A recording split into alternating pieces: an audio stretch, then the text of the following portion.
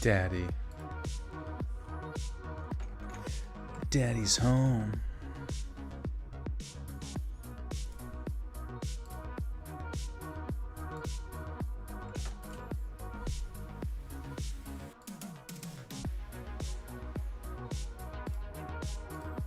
We live.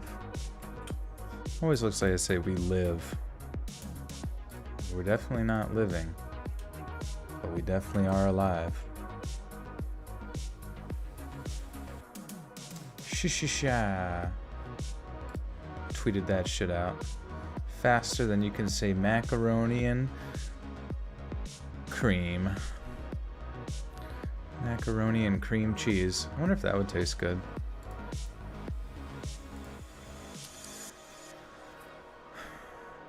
Don't waste your time on me. I'm already the voice inside your head.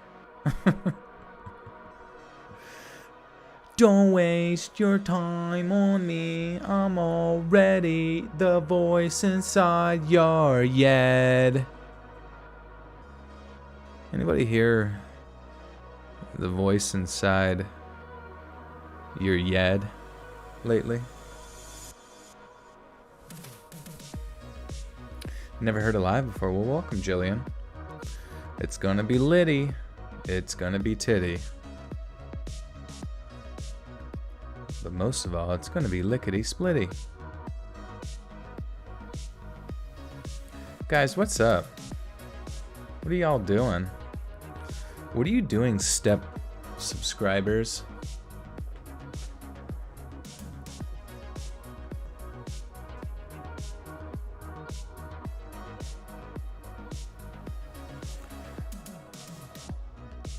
The voice inside my head is farts. Nice, dude. Can I say hi, Bella? Hi, Bella. My head. How long is it gonna last? Ooh. Can't guarantee with me. Sometimes I'm a marathon man. Sometimes I'm a one-pump chump. It's all up to the gods. Up to the narration gods.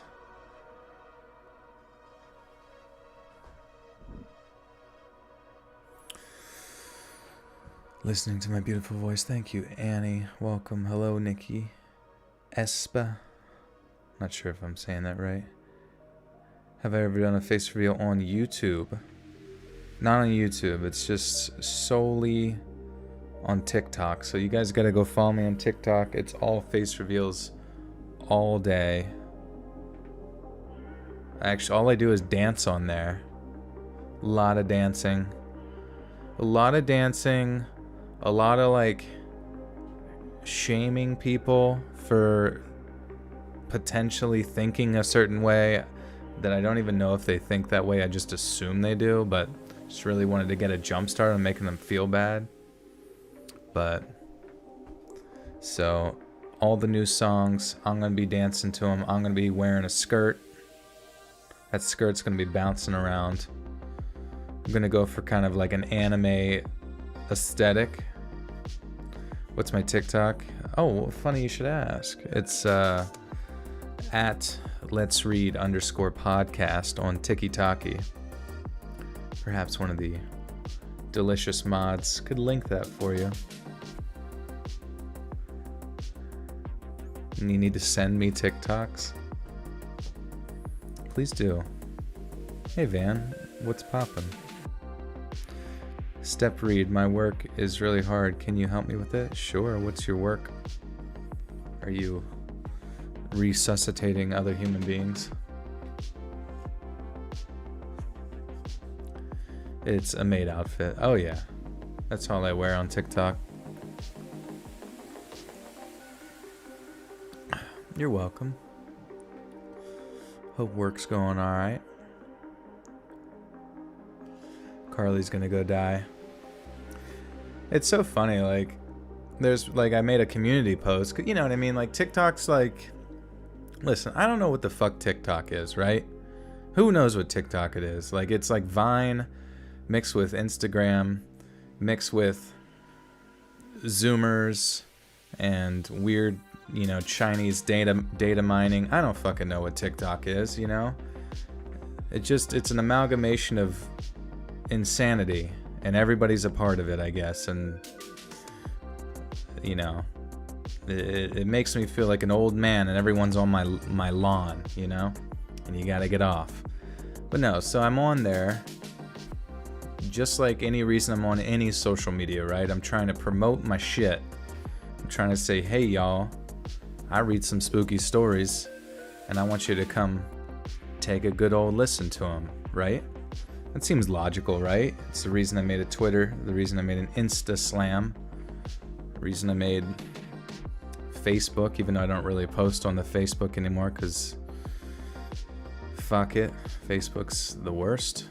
I don't know if Facebook's the worst of all of them, but definitely up there. And it's just inconvenient sometimes. But anyways, you know, I made a TikTok to fucking just promote my shit more. And Jensen said after you get a certain amount of followers and monthly views, you can monetize it or whatever. So I'm like, all right, you know, it seems like the future is here, right? That's logical, right? You follow the herd, per se. And I got so many fucking responses on that saying like, yo man, I lost so much respect for you. I lost so much respect for you, man. Making a fucking TikTok, bro. And I'm just like, what? Who are you? I don't even know who you are. Are you my dad? Are you my dad and I have no idea? Returned home from the cigarette store just to tell me that the respect hath been losted? Mark Zuckerberg punching the air right now because what Poppy Joel said. He better be. He better be triggered. Nick Andrios the Great with a 5 says, yo, my fave YouTuber, thank you for streaming. Here's my doll hairs. By the way, did you know there's a board physical game called Bonk? Oh shit. Do you hit somebody with it when you send them to horny jail? Thank you for the 5. Hope you're doing well down in Aussie land. Why would someone lose respect because you use a social media app? I don't know. I mean, like,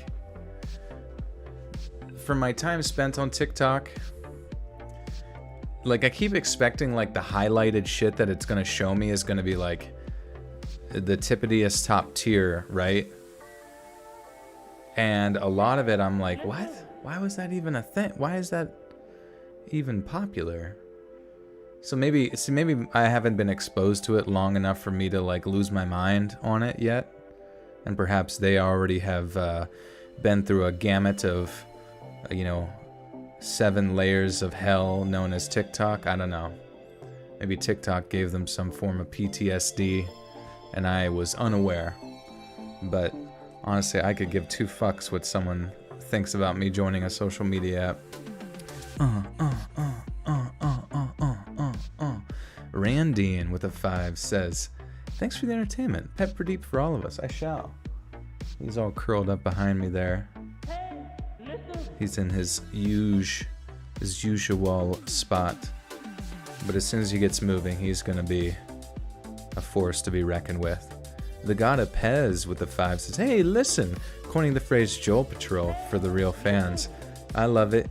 You know you do, too. My fiance loves the voice. Inside your head. That shit's so fucking... I don't even know. Tom DeLonge, the head of Alien Disclosure, is the lead singer of Blink-182 and Angels and Airwaves. Whoa, Lils with the 20 buckaroonies. Says, thank you for streaming on my birthday. You made my day even more. Happy birthday, Lils. Oh my god. We should be donating to you with our hugs and kisses. Everybody say happy birthday to Lils. Show her some love. Give her the old smoocheroonie. Jacob's pee-pee is hard. That's exciting, Jacob. Thank you for letting us know. Screw Tom DeLonge. Is it because he hasn't told it? Why don't you like Tom DeLonge? Did he not tell us enough about the aliens yet? Aliens exist as per our government. The government told me about the aliens. I don't know, dude.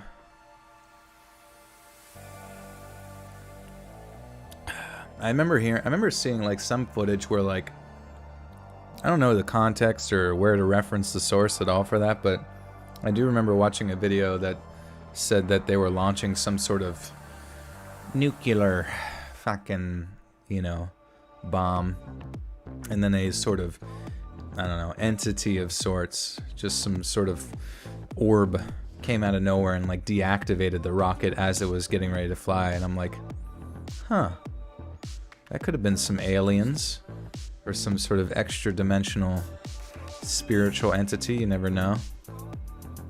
If you've ever played Metro 2033, it's kind of cool. It's like, because of the nuclear bombs that went off in that game, it like sort of, I don't even know, when it went off, it like cut into the afterlife to a degree, and disallowed certain spirits from like entering, or just like almost like, I don't even know, like causing a rupture between the two realms. It was very weird shit.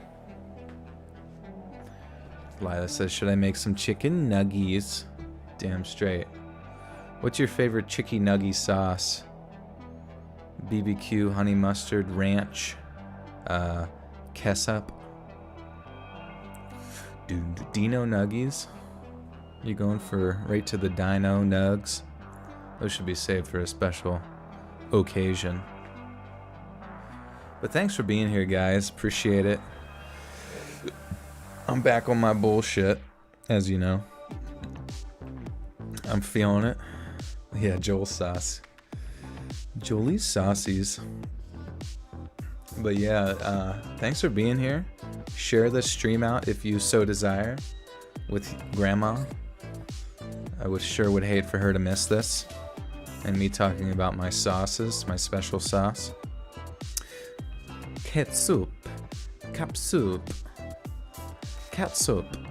And yeah, click the like button if that, I don't know if it does anything, but it, I think it does. I know every time I go to a video, I'm like, how many likes are there?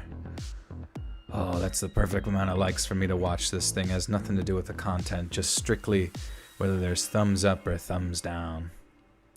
Though whenever I see a video that has like, that's like ratioed, so to speak, where there's like a shit ton more dislikes than there are likes, or even like half and half, I'm always like, what's the deal here?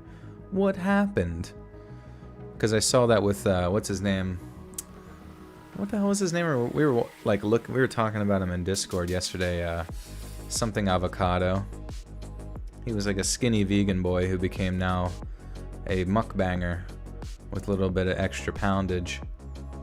And all of his videos were like ratioed with a ton of like, more dislikes than there were likes, and I was just like, what happened to this poor fella? Maybe everyone doesn't like the fact that he's eating everyone's food or something like that. I don't know. You really sound the way you do. A little bit, I guess, yeah. Joel branded condiments. Am I native? Native to the United States of America. Damn straight. Nico Cado Avocado. Oh, yeah. He's an interesting character for sure. Joel Cado Avocado. I'm going to start a competing mukbang channel. Let's see how big I can get. Communist leader, hello. Remember you? I do not remember. I doth not recall. A lot of people change their names on here. You're probably old Joe Biden once again back at it, changing up his name.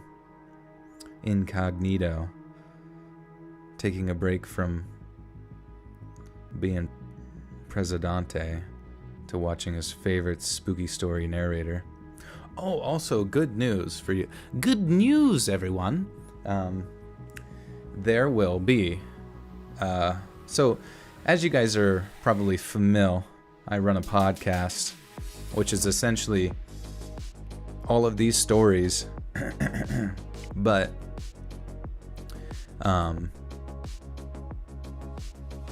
in compilation form, as you are well aware.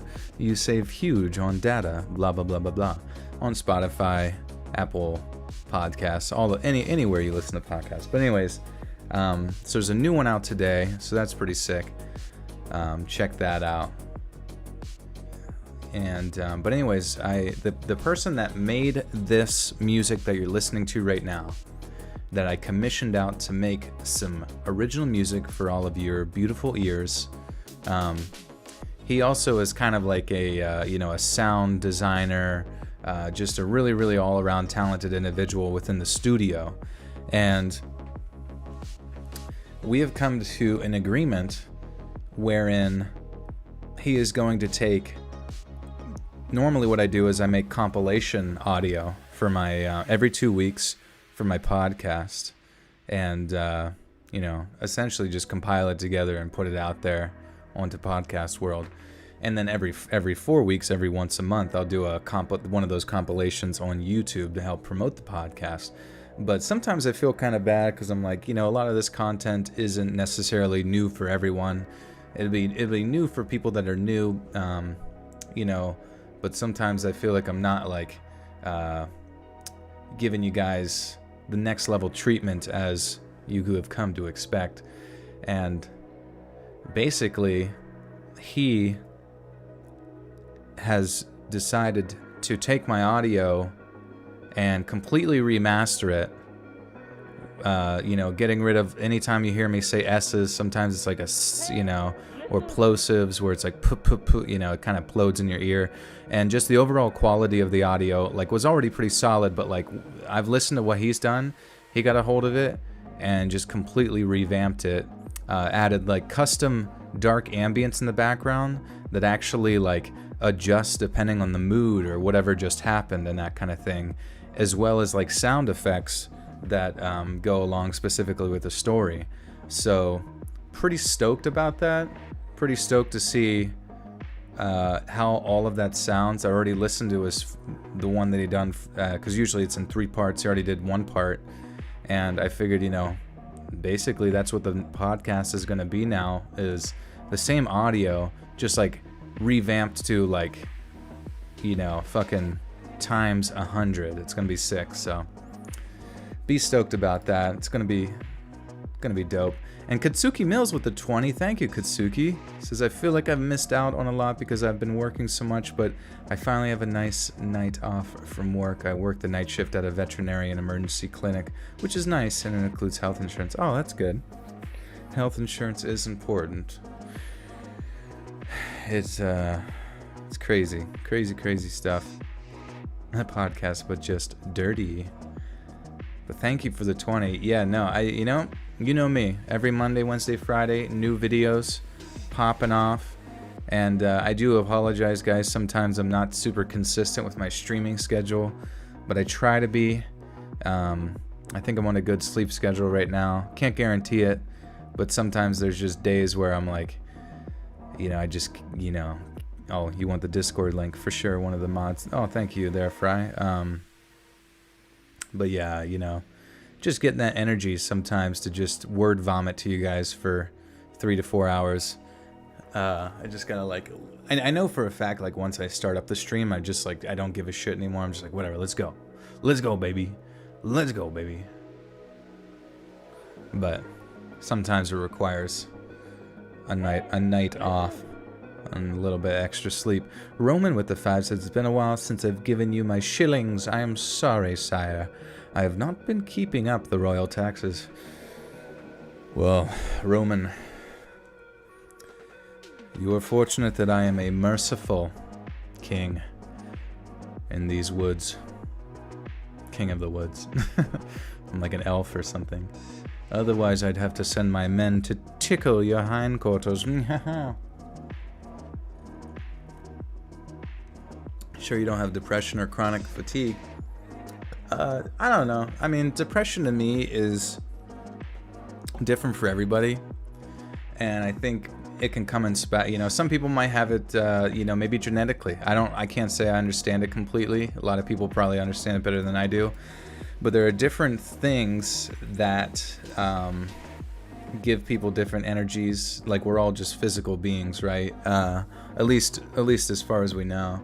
And, like, you know, different things like B vitamins, you know, vitamin D, you know, insulin resistance, just different stuff like that, you know, maybe overproduction of like cortisol and stress hormones in our life, lack of sleep, all these types of things kind of like manifest in symptoms that would be described more, I guess, in a blanket fashion as depression or chronic fatigue. You know, I think sometimes it kind of comes down to a bit of define, you know, how doth one define that. And I can say, you know, it's winter time. I'm up north. Anybody north of the Mason-Dixon line? I don't know where that is actually, but you can imagine it's pretty north. You know, the synthesizing vitamin D from the sun, which is correlated to the production of serotonin. If you've not heard that before, I hope I'm not just making it up because I think it's true. But yeah, synthesizing vitamin D from the sun is very difficult when it's where I'm from, where it's relatively cloudy all the time. It's winter. It gets dark. You know what I mean? At 5, I think everybody kind of goes through that process, and you know, I'm still able to get out there and seize it the day. I know it's not the same for everyone, but once in a while, I just need to hibernate a little bit. Sarah Wiley with the 5 says, thanks for helping me sleep, and I hope this bread helps you buy a coffee for yourself. Thank you, Sarah. I could use a coffee right now. It'd be nice. Though sometimes coffee actually just makes me more tired. Do you ever get that way? Laura Bader with the 5 says, hey, how are you? I'm okay. I may need additional surgery. Send good thoughts and prayers, please. I'll find on Thursday if I need additional surgery. Oh, I'm sorry, Laura. We definitely send those to you. It's, you know, it's crazy. I know you were kind of going through that process, but hopefully not, you know. Hopefully we can give you some straight answers, you know, when you go in. And I apologize. Seems to be a long, tedious process for you. Northern border of Tennessee and Kentucky. Okay. Yeah, so I'm pretty up north, and it gets dark early, which kind of sucks cock. I seriously sometimes wonder, like, if I would be a different person if I would have grown up, you know, like a more active individual. I mean, I was pretty active growing up, but just in general, like, would I be a different individual, maybe even slightly, if I would have grown up in a more sunny locale, such as a sunny and warm location like Florida or California or Texas or something of that nature. You know what I mean? It just seems like people in the warm areas like have a lot more fun. Roman with the 2 says, more shillings for our merciful and gracious Lord. Thank you, Roman. This will not be forgotten. You can't wait for daylight savings. I know. You know what I mean? Like, aren't we a little over this whole daylight savings bullshit for the most part? Like, I know that it was kind of like a situation that was, say your prayers and take your vitamins. Yeah. I know it was like a situation to help the farmers in the past, but now I'm just like, bro, just give us some extra daylight in the evening, like all year round, would you? Would you? What do you say? Pradeep is climbing my computer chair. Holy shit, he's like the ice climbers from Super Smash. He is perched. He loves to perch. You don't understand how daylight savings time really works. To be honest with you, I can't say that I fully do either. I'm sure it's very simple, and I could probably look it up and read it to you, and it would count as content. But I don't feel like it. I like to just pretend like the entire Earth is made of magic. Oh, I guess he wants to go out. Let me let him out.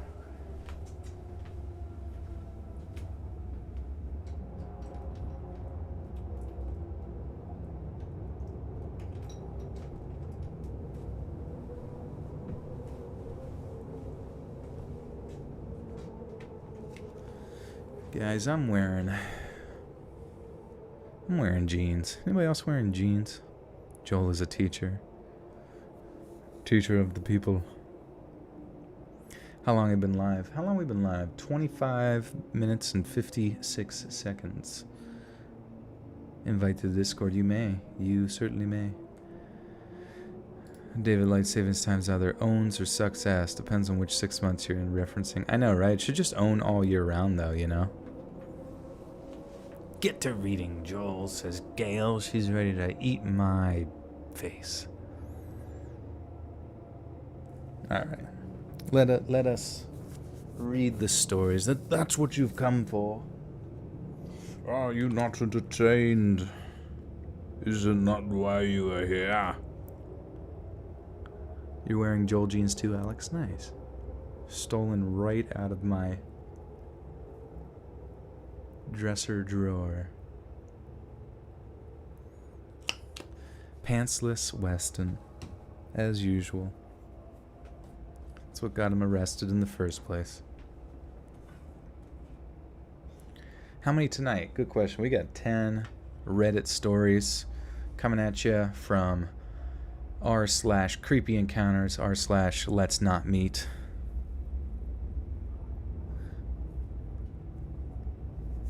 I got Pradeep's fur stuck in my nose. Did you ever get your cat's like fur stuck?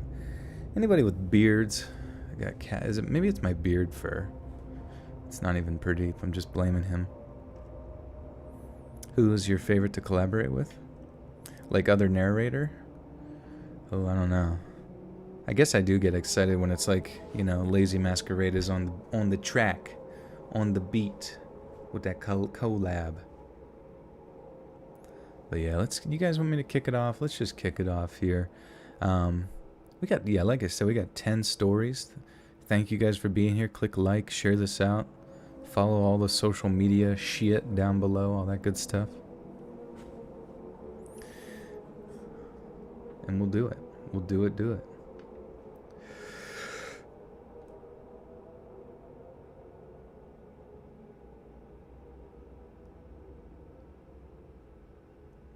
For some context, my high school was not the best. We had to go through metal detectors and have security check our backpacks every time we entered the school. Yet students managed to bring in guns, knives, drugs, you name it, really. In 10th grade, my computer teacher broke her leg, so she was out for about 4 or 5 months. We basically got free A's in that class for just showing up. The substitute teacher didn't actually teach, though. The sub was tall, dark complexion, looked pretty young, and was very friendly with us, always making conversation and joking around. I will admit I found him pretty attractive, and so did some of my friends in the class. Him and I would talk during the class, and I'd feel him looking me up and down, and he would even compliment me sometime. That sounded kind of weird. Compliment. Compliments to the chef. AKA your mama. Denki says, my mom was the kind of mom that would tell me, by the time I turn 8, I'm gonna start paying rent. It's okay. Sometimes you need parents like that. You know, you don't want them to be too hard on you.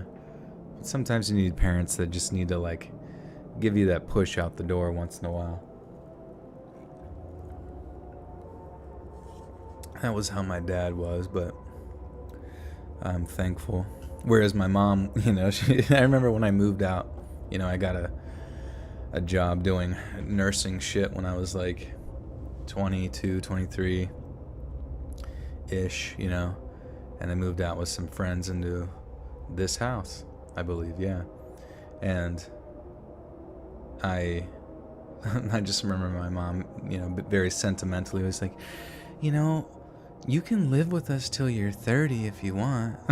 It's just like a really funny, cute mom moment, you know. She's probably the nicest person on planet fucking Earth, man. A goddamn angel. Jack Bueno with the 5 says, Tuesday scaries. Prepare to be spooked. Joel, the soundscape is as loud as you, friend. Is it really? Because I have it set to the same as it normally is.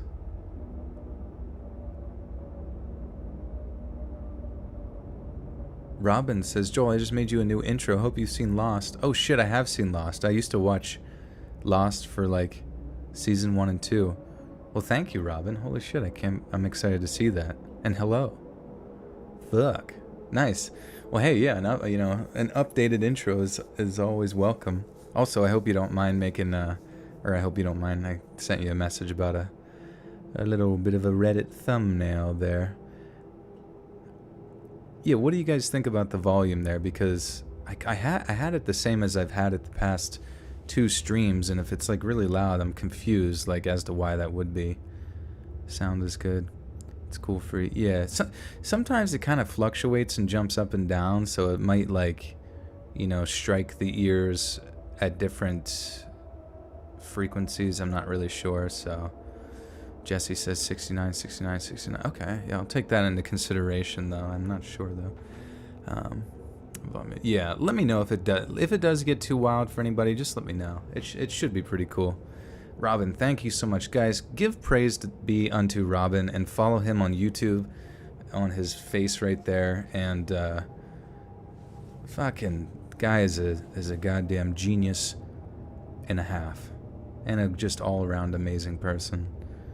Roman with 2 says, one more payment on the royal taxes before I leave. Before I take my leave upon horseback. I must go till the field with grandmother. Thank you, Roman. Lachelle Carter, sleep well. Take care. Alright. Him and I would talk during the class, and I'd feel him looking me up and down. He would even compliment me sometimes. For example, once he asked what ethnicity I was, I told him I was mixed with Indian and Dominican, and he said, pretty mix. Just weird stuff like that. Looking back, that was a major red flag considering I was an underage student, but my 15-year-old brain found it flattering, and he wasn't creepy looking, I guess. Even though our teacher came back around springtime, the sub still worked at the school and subbed for other classes. I'd always see him in the hallways. He would always say hi and ask how I was doing. Right across from the school, there's this place called The Gardens, which is basically the projects and a little park, with a parking lot next to it. That's where all the kids who sold and smoked would chill. I used to go there pretty much every day at lunch or after school with my friends to smoke. But anyways, my best friend lives about 20 minutes from my apartment, and my high school was right in the middle of the route there. It was getting a lot warmer on the East Coast, so I was wearing Crocs. It was getting warm, so I was wearing Crocs.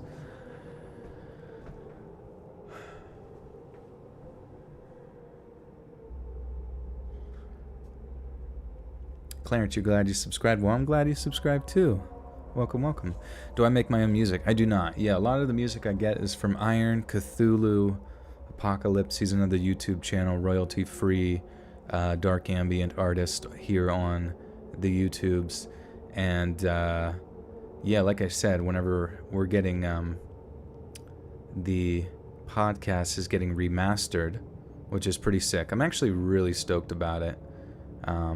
And there's going to be custom tracks on there and cool sound effects and just increased audio. We'll test it out here for the next one, and you guys will be my guinea pigs.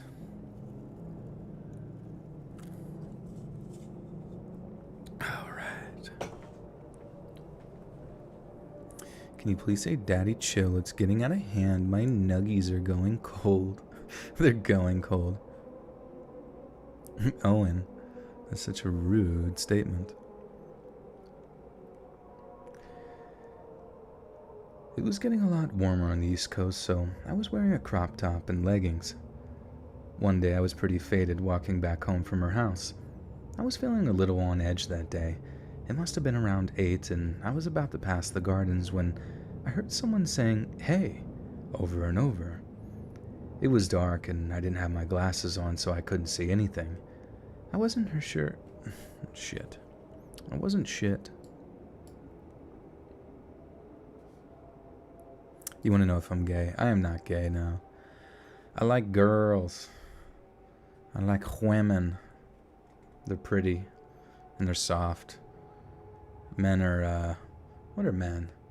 I don't know. Men are me, you know what I mean? I'm hairy. I'm rough around the edges. I'm gruff. I'm gruff.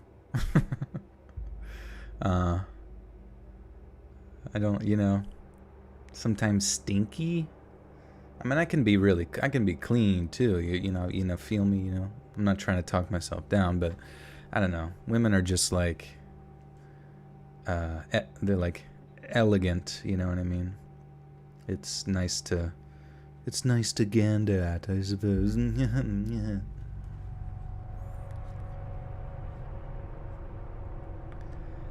I wasn't sure who it was, so I kept walking. The person who was calling me ended up catching up to me and tapping my shoulder, which low-key scared me.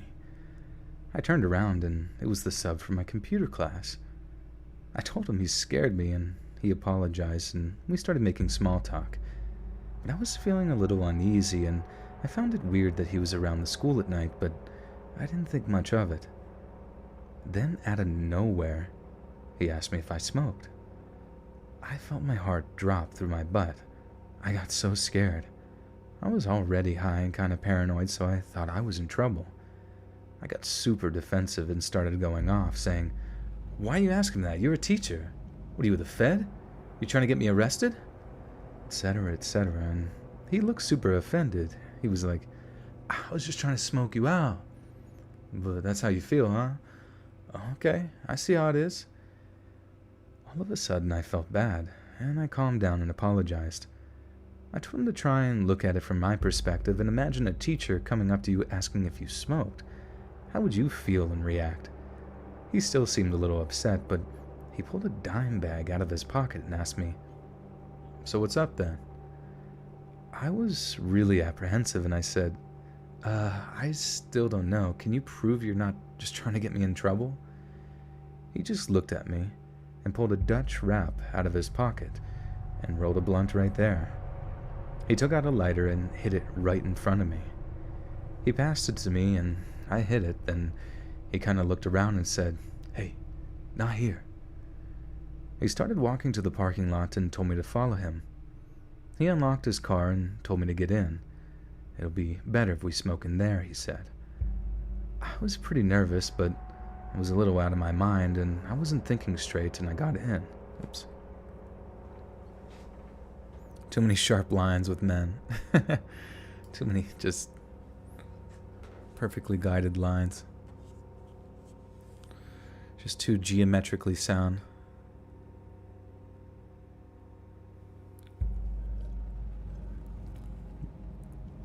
Bruce Wayne sleeps with girls every night. No one tell Joel that girls are also stinky. Wait, when did girls get stinky? I didn't think that was even possible. Sarah Odoms too says, "What's your type of woman?" Honestly, I vibe really well with girls who have a good sense of humor. Like, if that makes sense. Like, I like ones that give me shit, or like laugh at stuff, or make jokes, or you know what I mean? Like, it's just, laughing is like really, really important to me, and I don't know. Girls who get offended by stuff or get like just easily angered, it's just like not fun to be around, you know what I mean? And I'm just not that. I'm just like the opposite of that. It's Liz, pretty much.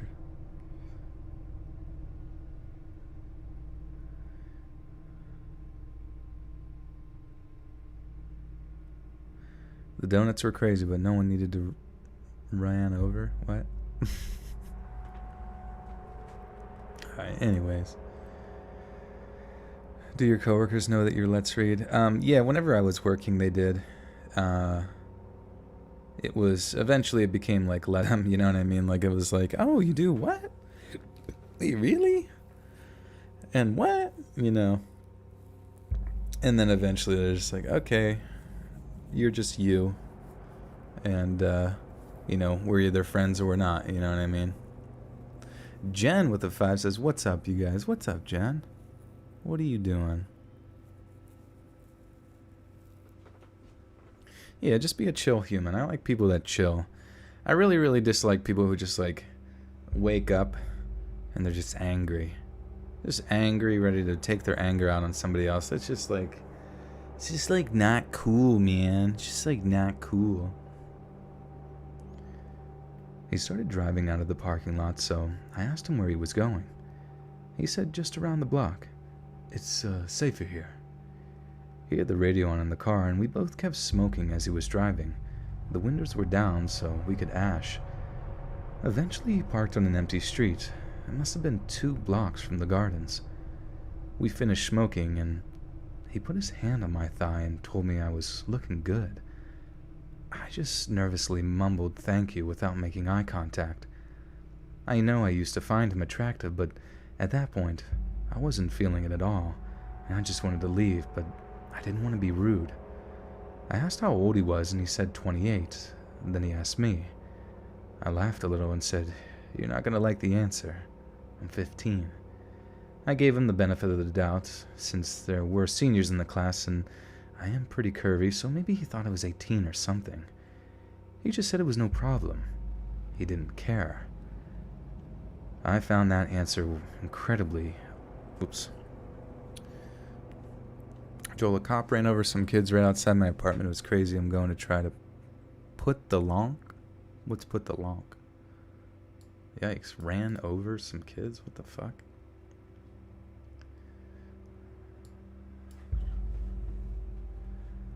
I found that answer extremely unsettling, but I still didn't leave, like an idiot. His hand was still on my thigh. I was looking out the window because I was too nervous to look at him. He kind of cleared his throat, so I looked at him, and he had his freaking thing... I don't know how to say this, actually. This is really awkward. He said it because it's saying he had his goddamn wiener out. And I feel like I gotta, like, allude to it so it's not as, like, I don't know, explicit or something. It's selfish to expect others to be in the same mindset as you. We are not mind readers, any of us, and that is okay. I mean, I'm not saying you need to read my mind. I'm just saying, like, I don't want to be around somebody who's in a bad mood. You know what I mean? I don't give a fuck.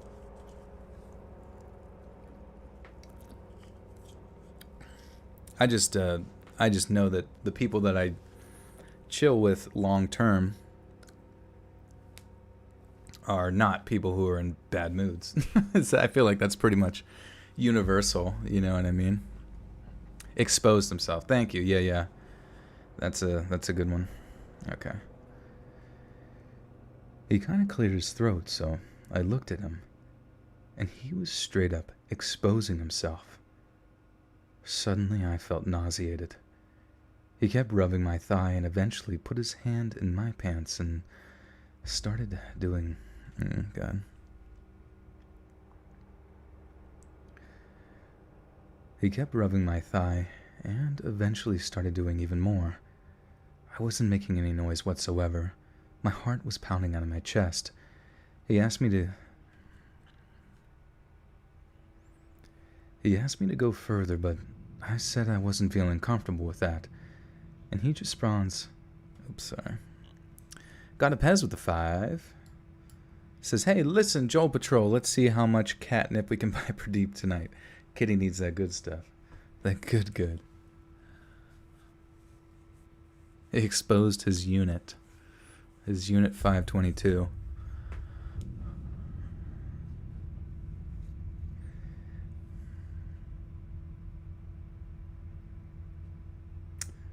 Oh man, this story really goes into it. I feel like I have to, like, even though I was uncomfortable. I stopped what I was doing. Okay.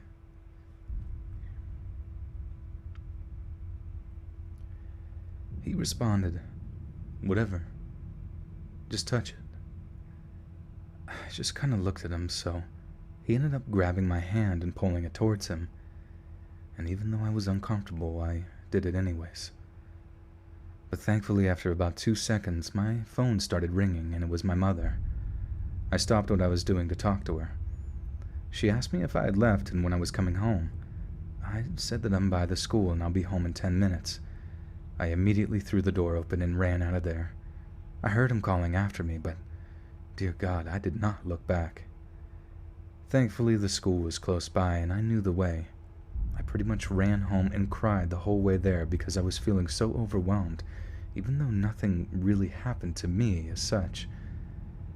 I didn't report him because I didn't even know what to say. He did see me around after that and tried to talk to me, but I just completely ignored him. And that was it. Kinda underwhelming, but my heart was racing out of that car. Thankfully, he didn't go any further, but please, be safe and use better judgment than 15-year-old me. Yikes. I know, right? Yeah, I don't know why she wouldn't report him. I feel like that would be... yeah. You feel bad for, some people just feel like pressured to not cause problems or something like that, but that's fucking scary, man. Jen Child with a 5 says, awkward when you cannot figure out your climate control in your car, so I went and told them that I was having problems with climax control. Hey, we can help you with that too, lady. Is what those creepy guys probably said. Kira with the 5 says, catnip for Pradeep. Thank you. He will appreciate it. He just like freaks out and starts clawing the shit out of me.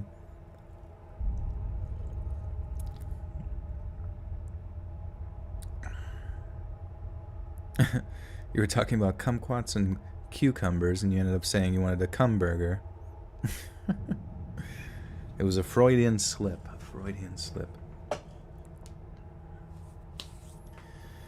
Yeah, man.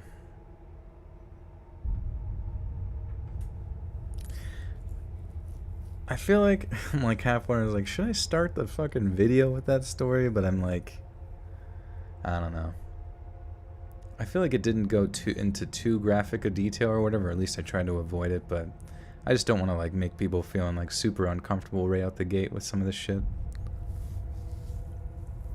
The image for the background of the stream is beautiful. Thank you. Yeah, that's the work of the good old Robin. And I guess he's working on something else right now, which I'm pretty stoked about. Can I do erotic friend fiction? That's been a large request for quite some time. As Joel ignored my donation because he really does have problems with climax control. I didn't ignore you, did I? Maybe. It's honestly, sometimes people are... what's it called? The timing is out of sync with... timing is like out of sync with like whenever I say it and like when they receive it on their end. So sometimes it might appear that way. You once shouted out Meeble instead of medium maple latte. Not so bad. That's funny. Let's make it a Meeble. They should change it to that, honestly. Wattpad is a scary place, Wait, what's Wattpad? Isn't that like where you can just type random shit and it's like anonymous or something? And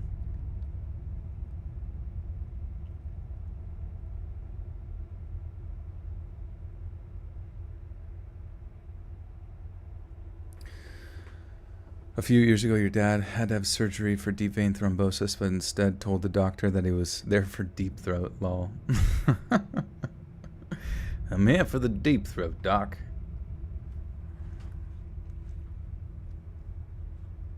Alright. I'm a 26-year-old female living in the northwest of the United States, 4 hours drive above Salt Lake City. I'm going to sum this up a bit. I have religious people, mostly Mormons, come to my door from time to time. I'm always polite to them and listen to what they have to say and say no thank you at the end. Yesterday, I had 3 guys come to my door that I think were about 16 to 18, maybe older, and wearing nice dress clothes. They said that they were Mormon and started off by stating that they were trying to get a law passed to increase taxes for unmarried individuals versus married couples. I stated taxes are already higher if you're single. They asked, what do I do, and if I felt loved and accepted. I replied, I'm in college pursuing my bachelor's degree, and yes, I feel love, and I'm not always accepted. They said they know what it's like to feel that they're not accepted and that their group could help. Their group has love, and since I'm not married, they said that they would have a husband arranged for me, that I would get to pick a husband from 5 different suitors of their choosing. It would never have to work a day in my life, and that I'll never have to be lonely again. I could just be a housewife and wouldn't have to do their 18-month recruitment as long as I produce a child within 2 years. I said I already had a significant other and I'm not lonely, so they asked if we are going to be married within 6 months, because they could have me guaranteed to be married within that time period. I said I didn't know, that it's not my decision to make, and we are content where we are. They said, well, he can also have another wife to assist with the housework, so you'll never be overwhelmed. I said we're monogamous and fine with where we're at. They said that he would come work for them, and he could go to trade school, paid for by them. However, he would have to give up 10 to 50% or 15%. I could... What the fuck, dude? This is fucking crazy. Is this how shit is? Like, do they come to your door? And I feel like this is gotta be really out, like a really out there subsect of Mormonism. Sleepy BB with the $20 arena says, pretty kitty, soft kitty, little ball of darkness, demands all the treats. He does, really. Whatever he wants, he gets, and it's probably not the best way to treat him, but... Oh shit, he disappeared. Oh yeah, I let him out. I looked behind me, he's like gone. Wattpad is mainly used a fan fiction posting app and website. Oh, okay. Is it all anonymous, or what? Yeah, like, what if there are some Joel fanfics on Wattpad? Oh my god, probably. Probs magobs. My voice is like a warm, fuzzy teddy, cuddled up in bed, keeping you safe. Oh yeah, I remember, don't they make teddy bears that you can put in the microwave and they're like warm? It's kind of neat. This is an actual thing in religious circles. You never open the door to church people. They're scary, no offense. No, it's understandable. I mean, like, and they waste a lot of your time too. I mean, if you're looking to get, join a religion or whatever, go do it. But it's just like, man, they fucking take up your whole day. Hi, can we come in your house? Black-eyed children.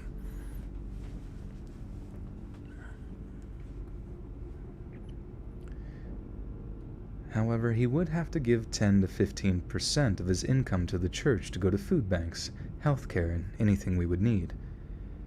They said that you could entice an outsider into joining us. No. They said, or you could entice an outsider into joining us, but if you become married and decide to leave, you'll be cut off from the church and everyone. I said no thank you. I'm not interested in joining their group. They said that's okay. If I wanted to join them, they would be around. My significant other told his coworker who is Mormon about it, and he said that yes, Mormons take 10% of your income to help with food banks and those in need, but nothing like that. It must have been one of the subsects or even a cult. I've seen cults on TV like the Heaven's Gate cult or the crazy ones that get busted by the feds, but I never thought I'd come in contact with one. They were holding hands together and very persistent the entire time. Just plain creepy. What do you guys think? Did I just have a run-in with a cult?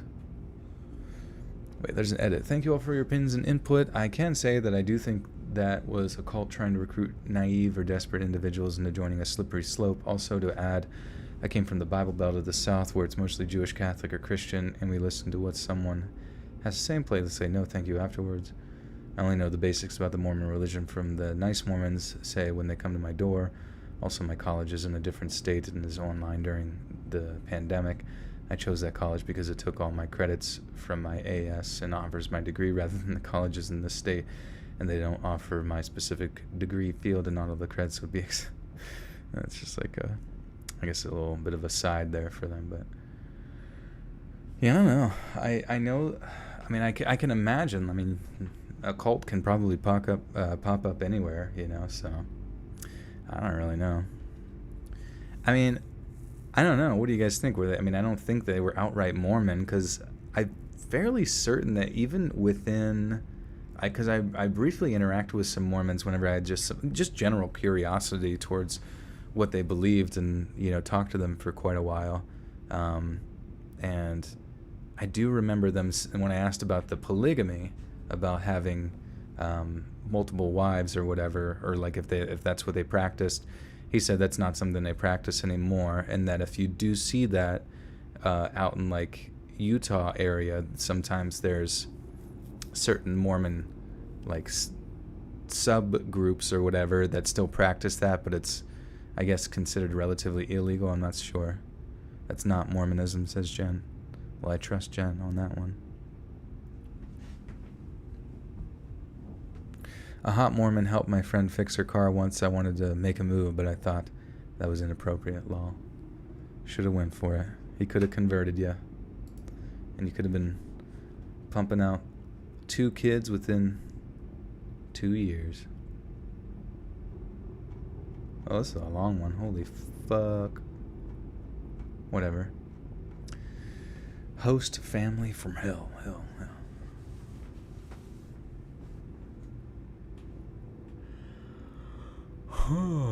Whiskey and Fireball, baby.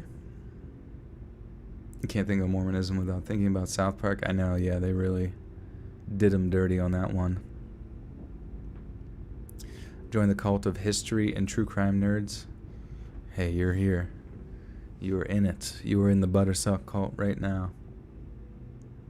You can't do religion, you fall asleep. Yeah, I realized that whenever I would go to church sometimes. It's just like sitting there listening to someone talk the whole time. It's just like, what? Like, it's not a big deal. Like, I get it. It's like sometimes people pull a lot of good stuff from it, but like for the most part, it's like, what is this? Are we getting a fucking pep talk? But it wasn't even really a pep talk. Most of the time it was like, hey, remember when you jerked off? And that was pretty much the only bad thing you've really ever done?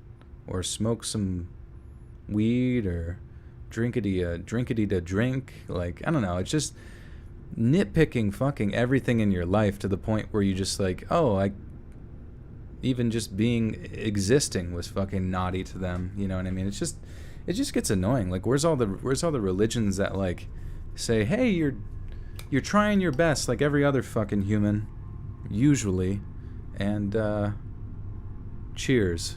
I don't know.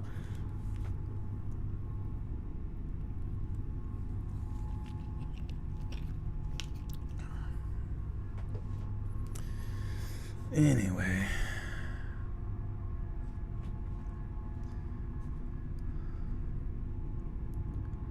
Some of my classmates in high school and I, along with some teachers, went on a month-long trip around Europe to study, and as we only spent 1 week in each city, we stayed with host families.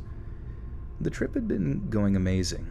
My friend and I, who had chosen to stay together in our accommodation, had had a really good experience with the old lady that we stayed with in the first part of the trip, so we were really excited to meet our next hosts. We had been encouraged to write an email to each of our hosts a week before we left home, just so that they could get to know us and we could get to know them, which helped making our first interactions not quite as awkward. However, I had sent a really nice email to the father of this family, we'll call him John, and he never replied. I didn't think much of it. He probably hadn't seen it, or maybe just didn't want an answer, which is totally valid. But just when we got off the plane, I got an email from him which merely said, "Hello, let me know when you get on the bus." I thought it was a bit cold, but I do tend to be a bit overly friendly sometimes as a result of being extremely socially awkward, so I figured it was probably just me being too intense or something. A cab took us to their house, and were greeted with the strongest glare I'd ever experienced. Again, me being overly friendly, I just kept saying hi and thanking him for everything and whatnot, but he didn't even say anything. He just kept glaring at us and then at the taxi driver until the cab left, and he just opened the door and let us inside. Before he even said hello or even showed us around the house or anything, he made us stay in the narrow entrance and began telling us the rules of the house, which is normal, but the way he said it was very intimidating, basically stating that we had to take extreme care of his house, or we'd have to pay for anything and everything we damaged, which, again, was valid, but He didn't stop glaring at us, like we had already broken something. You know what? I'm already feeling it. I'm gonna message Rob. Is Robin still here? Because I'm gonna message Robin and just tell him. I'm gonna tell him that this is probably the story I'm gonna start with. I just feel like it's more.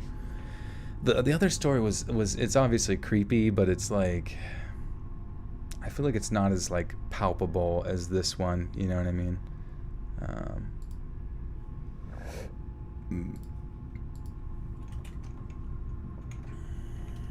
Actually, not sure if you started. Oh, he's just like he's chilling here. Oh fuck. Let's see if he. Oh, you hear me on stream? Okay, I'm sorry, Rob. Well, if you already started that one thumbnail, I can pay you for that one, and I just figured I can do this one because that first one's like really creepy, but in the way that's like, I don't know. I feel like people don't find as entertaining. They find it more weird. They're like, why the fuck is he reading this kind of thing? Maybe that's just how I feel. Obviously, I think it's still worth noting because I feel like people can gain something from it, but I'm not even sure, like the host family from hell, I'm not really sure what that would be like necessarily, but wait, where did they say they travel to? Europe? Somewhere in Europe. So I was thinking maybe some sort of influences from that, but it is what it is. Okay. All right. Thank you, Robin. I do really appreciate it. I appreciate it. All right. Sorry. Robin was chatting in the in Discord there. Let's play Cold War. Yeah, fuck reading, dude. Let's just play Cold War. Honestly, like when I watch Dr. Disrespect like play fucking Warzone and shit, and he just like him and that Z-Laner dude just like clipping heads, and it makes me want to play Call of Duty, but I don't know. I think I like lost my interest in Call of Duty back in like Modern Warfare 2, and I just have not found my rhythm with it since then. You guys should read Sugar-Free Gummy Bear Worms reviews online. Those are good, yeah. I remember watching LA Beast, if you've ever seen him. He does eating challenges, and he was more popular back in the day, but he ate some sugar-free gummy bears, and the diarrhea that he experienced was pretty epic.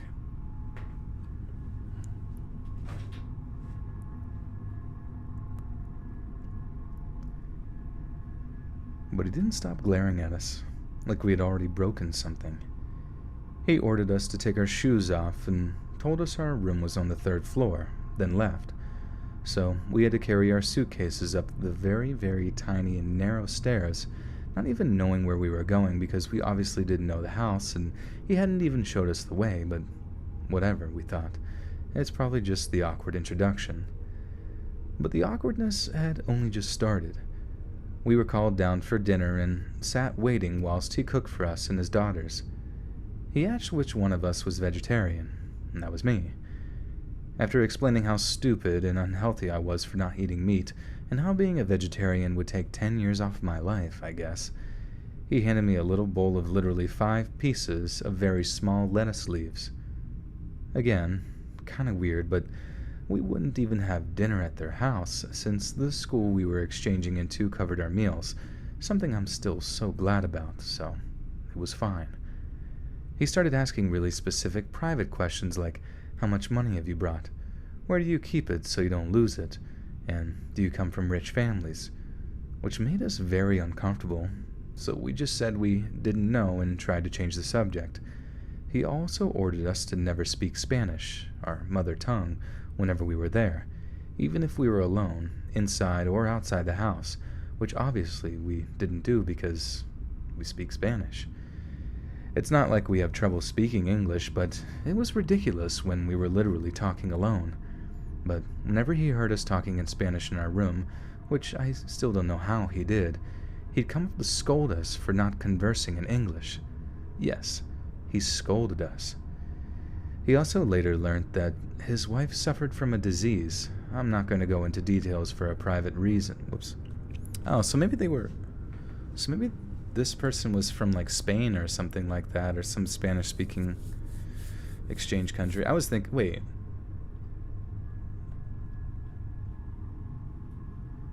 Why would they have to speak English if they're in Europe? I don't know. I'm confused. Unless they were doing Europe, maybe Europe. I don't know.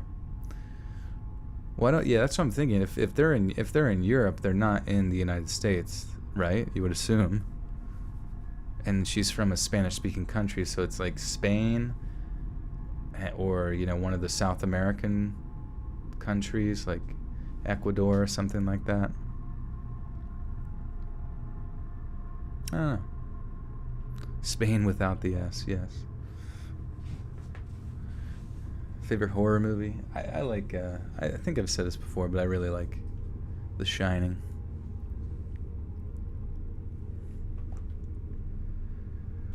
We also later learned that his wife suffered from a disease. I'm not going to go into detail for privacy reasons, and we didn't really see her around much. That night, my wife took a my wife, why did I read that? My wife. Ivan Drago, you must break me. That night, my friend took a shower first, then me, and whilst I was getting dressed in the bathroom, he came into our rooms and started talking to us and asking us other questions about us. It was very uncomfortable because I was still in the bathroom, and he kept coming near the door to ask me stuff and then turning back to talk to my friend. But after a while, he left and it was fine. We discussed that it was really weird, and we were really worried about the money questions because it was his own house, and he could easily just come into the room in the middle of the night, open our suitcases, and just do whatever he pleased. The next morning, we got up really early and came down for breakfast. To be honest, we kind of had high expectations because our last host was absolutely the best, so we were expecting that he would at least have a slice of bread for us. Yeah, he didn't. But that's not the bad part. Whilst the whole family was eating at the table, he told us to just go through all the cabinets and pantry, that there would surely be something to eat. I honestly didn't feel comfortable with raiding this family's kitchen while they were just staring at me. My friend grabbed a banana because she didn't know what to do, and I said I wasn't hungry, so we just left and decided to no longer have breakfast at their house because it was too awkward. And I know you must be thinking I'm overreacting, but first of all, I didn't know these people and it was so uncomfortable. Besides, my social anxiety didn't help at all, and I just couldn't bear being there. As I said, since we had dinner at school, we didn't really spend a lot of time with them. We really only showered and slept there, and that was it. But somehow in the little time we were at the house, he always found a way to make us feel more and more out of place. We had to let him know via text when we were coming home, and I'd always be polite but also friendly, so I'd just say, "Hi John, we're 5 minutes away," always with a little exclamation mark to seem nice, I guess. But the second night we arrived home, and as we went through the front door, he came stomping his way towards us, absolutely furious, like he was about to punch a wall. He started yelling at me, telling me to never, ever text him or any adult like that again. I was so incredibly confused and scared, like, what did I even send to him? He pulled out his phone and made me read out loud that message. He said normal people do not text like that it was very disrespectful, and proceeded to show the text to everyone around the house and ask them what they thought of this, and if anyone had ever texted them like this. He was so angry about the exclamation mark, and I was livid inside, like absolutely on the verge of tears and leaving the house. I just said sorry and went to our room. He then came up smiling like nothing had happened and had the absolute audacity to ask, "Have you brought any gifts for us?" We had. We had brought them a beautiful picture frame and lots of sweets from our country. We had spent a lot of money on them. We handed it out to them, and he was acting like a little kid at Christmas. However, when he opened them, he looked at like, oops.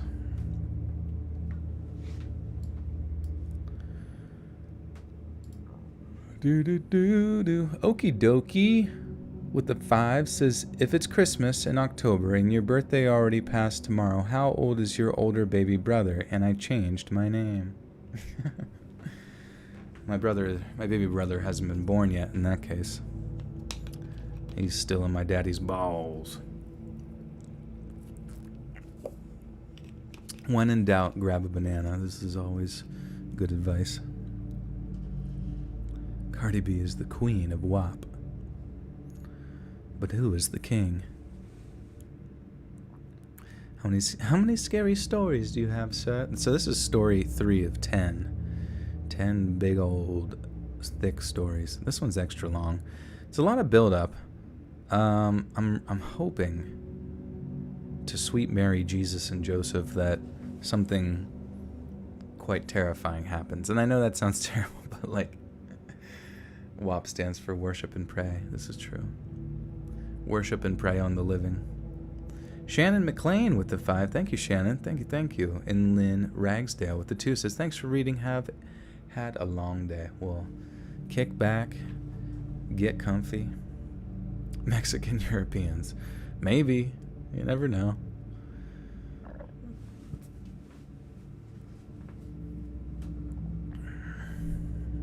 I don't know. I always thought it'd be sweet to do an exchange program. But I feel like, I don't know, where would you, have anybody here ever done exchange programs before? Worship and prayer. Worship. I always thought it was worship, like we were getting ready for war. Wrinkled and pruned, there it is. You just wanted to say that I am very Barry, thank you. Would you be interested in some true crime kind of stories? Yeah, I love it when people send those in, because it's just like a lot of cool research seems to go into them, and a lot of people that write them are very, very articulate. Waffles and pancakes, WAP. Worship Satan. Let's play GTA 5. Isn't it crazy? GTA 5's been out since 2013. I literally remember waiting in line to get it for the Xbox 360, and it was fucking worth it, dude. It was fucking sweet. Exchange program with Pradeep. Where would he go? Would he go to your house? I couldn't be without the boy. You studied in Spain for a few months? That's cool.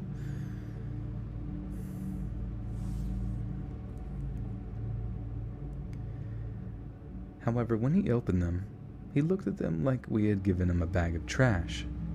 This? Is it? He asked, frowning. I thought it was going to be something better. I figured since we're letting you stay in our home, but I guess it's fine. Thanks. He left the room disappointed. We continued to have really bad encounters with him, telling us law. Fuck. Telling us law. God damn it. Telling us loft. We continued to have really, really bad encounters with him, telling us off like we were his daughters that he could just yell at like it was nothing. At night we'd hear him screaming, fighting, banging, and crying. My friend wanted to contact accommodation services to ask for... Son of a biatch. Episode 2, Pradeep Goes to Space. Please be safe, Pradeep. It's cold out there. Alright, these jeans are too hot. Oh my god. I do apologize. I'm fucking, melting. Can you guys still hear me? I'm sitting down. Removing these hot-ass jeans. This waffle and pancake. Fucking boiling in these. Why am I wearing jeans? Who thought of that shit? Dude, they need to make jeans that are fucking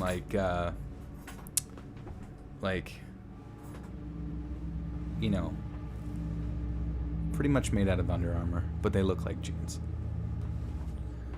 And also they're sweatpants. And also I'm naked. Jessica Jessica, thank you for the $20 Reno. Says your live stream helps me keep track of what day of the week it is. Yeah. Honestly, if I didn't set a schedule for my content, I would have literally no fucking clue what the hell I'm doing. So thank you. Thank you so much for the 20. I appreciate that. What's my favorite game? Like, the game that I play the most is Overwatch, as many of you know. But let me reiterate, just because I play it does not mean I like it. Alright? It's just a bad game in general, because it's like you're either getting shit on or you're shitting on somebody, and the only time you ever feel right is whenever you're shitting on people, which is kind of sad, but 'tis the nature. Hey, there's Hawk. Says, okay, doing flyby. Who needs a squawk? Squawkity squawk squawk. Squawk 1, checking in. Squawk, you're just in time. My pants are off, but I'm changing my shoes because if I stand with my socks on, with just my socks, my feet start to get sore. Also, what the fuck? So you know how like shoes are there to help like protect your arches and shit? Or people say like, dude, don't wear toe shoes, those are bad for your arches and blah blah blah. But I'm thinking to myself like, what the fuck did humans do? Like, why do we even have arches, right? Because I presume that humans were not born with shoes, right? I come to the dark side, aka Rocket League. Believe it or not, Rocket League was the game that I played non-stop before I got into Overwatch back in... When the fuck did that come out? 2015? I don't know when Overwatch came out, but I used to play with That Creepy Reading and Blame It on George, you know, playing Rocket League, and then we got into Overwatch, and yeah, I never played Rocket League after that again. And it's weird because I would watch like some Rocket League like streamers, and they were nuts, man. Like, just the people that can like float their car through the air. I have no idea. They had arches of steel. They must have. I don't know. Wear heels only. You know, I need 6-inch stilettos right now. Why not be toxic and play League of Legends? Dude, I don't really like MOBAs, and honestly, the amount of clicking, I noticed that like if I have to like do too much like really rapid clicking, stuff like that, I get like a fucking carpal tunnel like syndrome, where I just feel like my wrist gets tight, and I'm like, this seems painful. So I don't really play MOBAs all that much. Like I would play a little bit of Heroes of the Storm. Wasn't a huge fan of it. I didn't really like the tactile feedback. You know what I mean? Like it didn't really do it for me, so to speak. Shannon McLean with the 4 says, "You're my daddy bear. My message didn't show." Oh, I'm sorry about that. Well, thank you. Don't steal my honey from the daddy bear. Match the stripping. Yes, well, that's true. The 6-inch, yeah. That'd be really funny if you had like a stripper on stage, but they like sat down to like pull their jeans off like one by one, looking like a fucking grandpa.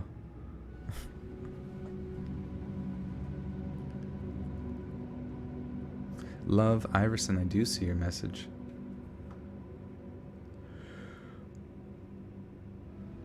My friend wanted to contact accommodation services to ask for a host switch because we were truly having a really horrible time, running away from our host to avoid another interaction, but I refused to.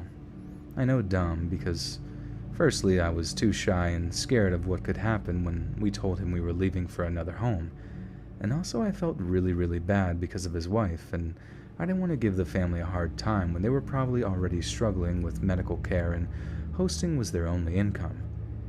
She was mad at me for a bit, but she thought the same as I did, as badly as we wanted to leave, so we decided to suck it up. We also had gotten lost at some point. While we were on the night bus back home, luckily there was a teacher from school who... Man.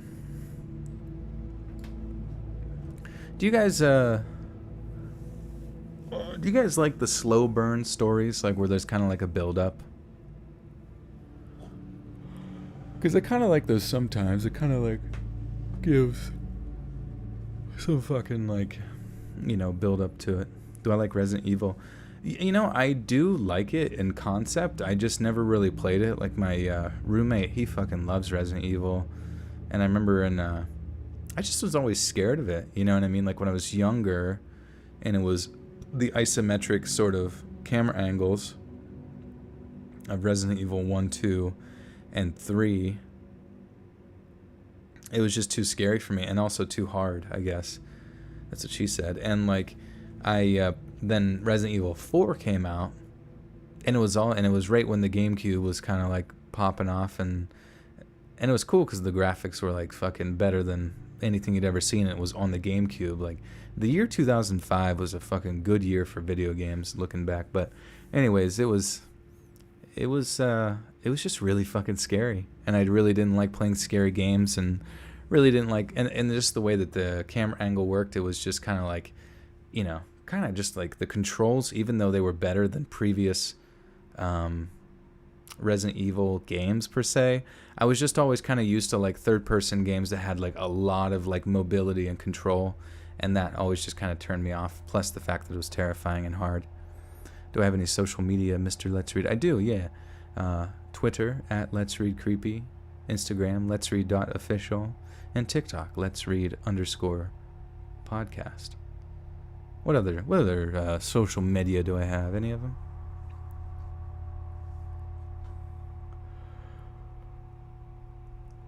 I don't know why I'm so tired. I guess I was awake pretty early. Luckily, there was a teacher from the school who we knew. God damn it.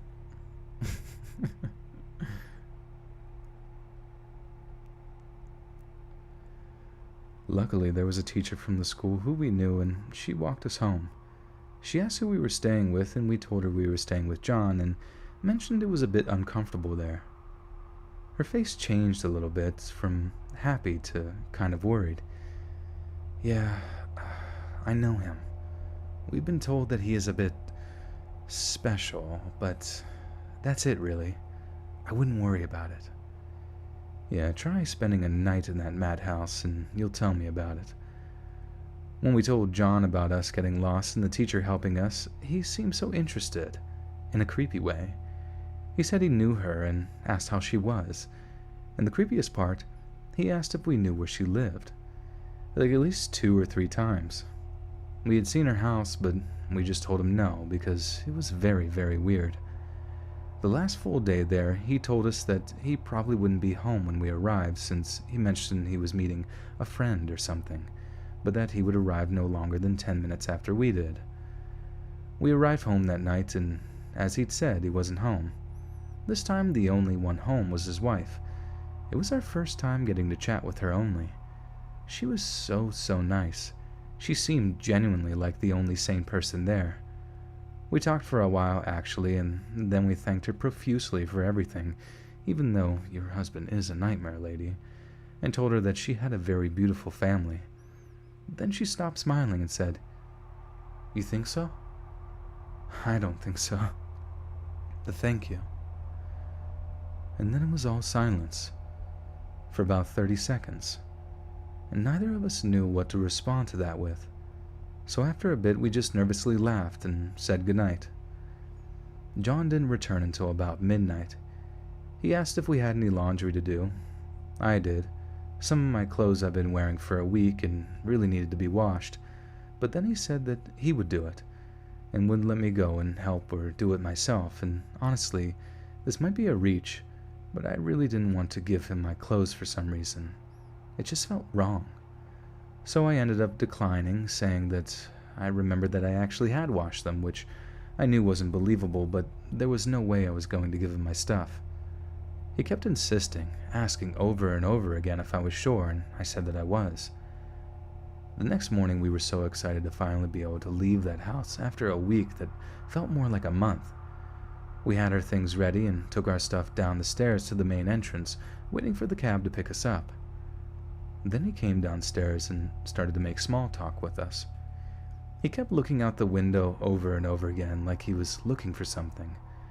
We thanked him for the hospitality, which wasn't provided, but he got to be polite, I guess, and he started rambling about how he loved hosting students, that he'd been doing this for like 10 years and stuff like that.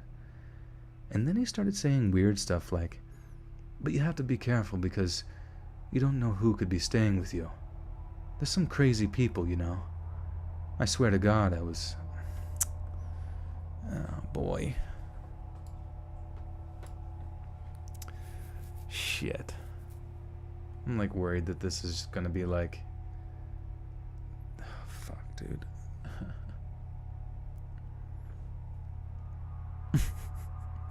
I just feel like this story's... I guess it's on our creepy encounters, so it's like... It's a creepy encounter and not so much a... I don't know. Do I play the Mafia Definitive Edition? I think you would probably enjoy it. I should give it a whirl. I heard the new remake was pretty cool. I swear to God I was about to escape, getting ready to run, when the cab arrived and he started suddenly acting super nice and happy, like we had the greatest relationship. He hugged my friend and then went in to hug me. I reluctantly hugged him back for a second and then went out the door. As soon as I stepped out of the house, he slammed the door shut so loudly, even the cab driver looked scared. He glared at us through the little windows while we got on the cab and drove off. I've never been so relieved in my life. It was like a weight being pulled off my shoulders, and you bet I blocked that number so quick. Glad I would never have to see them again in my life. I understand that families have their issues, but that man was absolutely terrifying. Even though I'm really thankful I at least had a great place to shower and sleep for a week, I'm sorry for anyone that had to stay with him over and... Shit. Have I played Phasmophobia? I have not. I've seen it played. It looked kind of like janky. Was it kind of janky or... That was rude to the host. I know. That's the thing though, is like... Is that really what's going to be... the content for the first story is a rude host, you know what I mean? Like, it's just like, IDK, bro. I understand that families have their issues, but that man was absolutely terrifying. Even though I'm really thankful I at least had a place to shower and sleep for a week, I'm sorry for anyone that had to stay with him in his...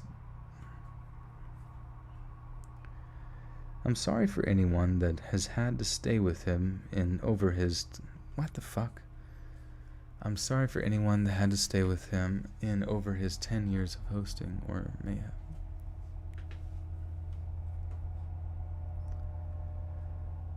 I feel really sorry for anyone that had to stay with him in his over 10 years of hosting, or may have to in the future. Don't be like me. If you feel uncomfortable, leave. No one is going to be mad at you, and I'm lucky nothing more than the overall weirdness and verbal abuse happened to me, but there's tons of cases in which these stories take a much darker turn. Better safe than sorry. Hammer, what's up, dude?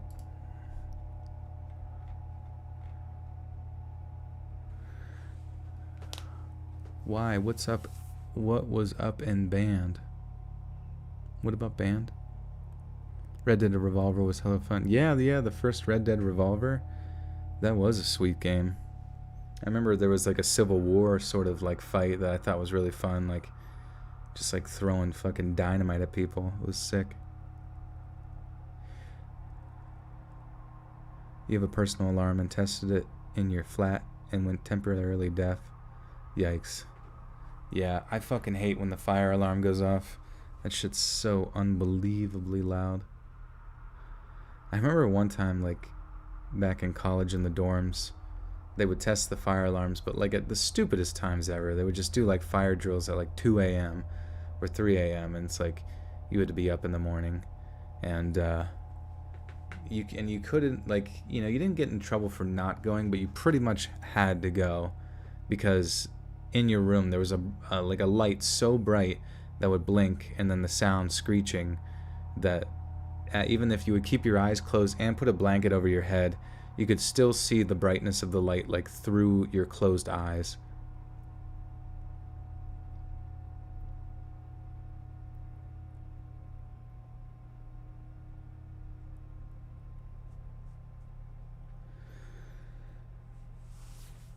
Yeah, that last story. IDK.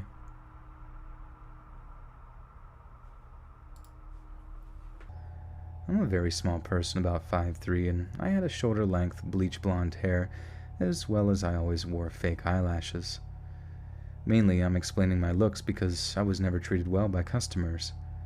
They assumed I was stupid, or would either constantly walk past me and ignore me, or they would ask me something, think I'm wrong, and go to a male coworker and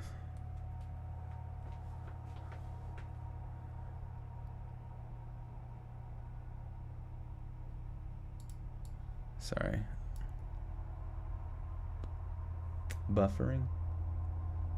Wait, I guess I'm not even really sure how to check if the connection is good. Anybody else having buffering issues?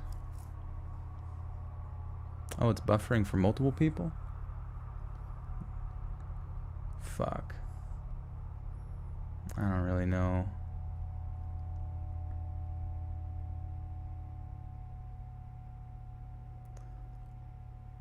Listen, if I woke up in fire, so be it, bro. Well, it's like, you know when it's like a fake alarm, you know what I mean? It's just some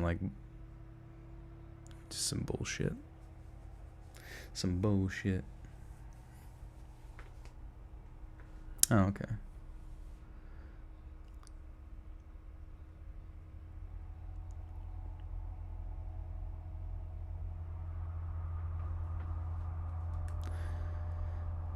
Who would win, Joel or a Wendigo? Man, that is a no-brainer. You better have your money on my Southpaw.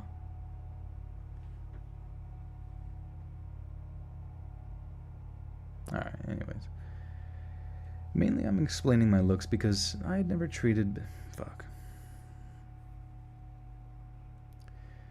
Mainly I'm explaining my looks because I was never treated well by customers. They assumed I was stupid, or would either constantly walk past me and ignore me, or they would ask me something, think I'm wrong, and go to a mail worker and ask the same thing, to only receive the same answer.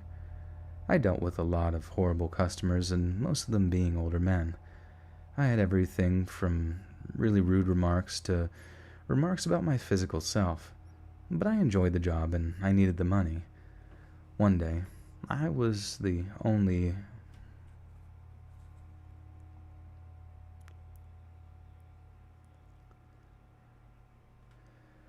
One day, I was with the only... Fuck, why can't I read this? I was with only one other... Okay. One day, I was with only one other male coworker and a woman, maybe in her late 60s. Oh, sorry, this grammar is so fucking weird, dude. Do I like K-poop? No.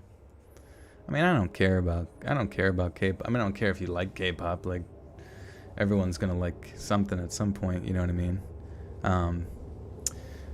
But I mean, like K-pop to me, it's like back in 5th grade, 6th grade, and stuff was the era of NSYNC and Backstreet Boys and whatnot. So I was never really into boy bands back then. So I just find it interesting that like boy bands kind of like picked up, but in the form of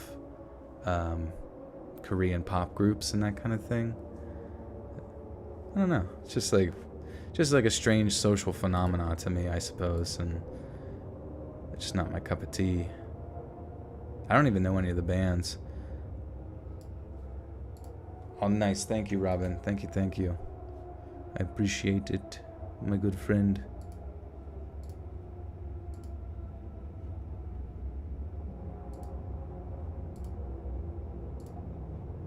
Oh, that's fucking sweet, dude. That's awesome.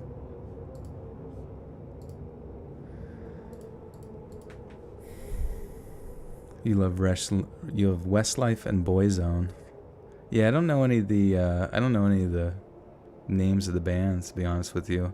I heard of like G-Star, and then I always just like, I hear stuff like BTS Stans or whatever, and just how like K-pop fans will like lynch you if you even question whether or not their, favorite band is not a bunch of like demigods on Earth or something like that. But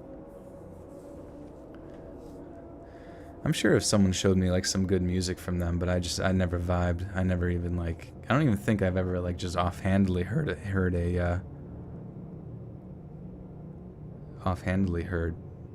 like a K-pop song.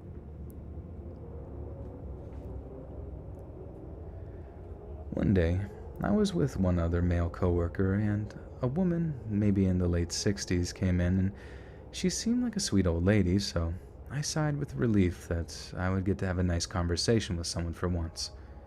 Wrong. She came up to me and told me that she had been overcharged on her phone bill. While this isn't something we usually dealt with, I agreed to go look at her account and see what the charges were. Unfortunately, the charges showed extra data usage or calling outside of Canada. I'm not too sure, but it basically showed that she got charged extra because of what she had done. So I moved my computer to show her and very politely told her what I saw and explained the extra charges. She just kind of looks at me and then clenched her fists, and internally I was like, oh God, she's gonna hit me.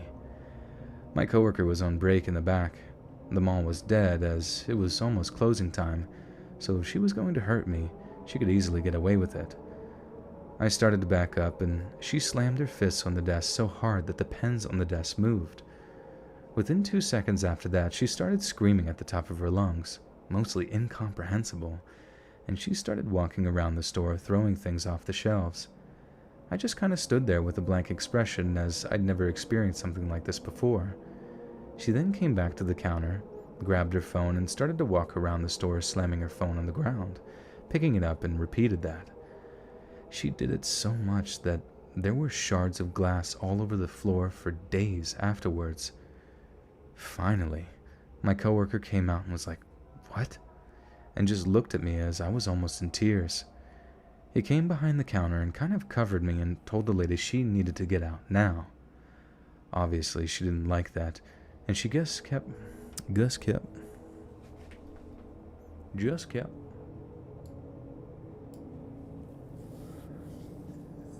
Joe, what's up, Christina? Sorry. I sound depressed? Why do I sound depressed?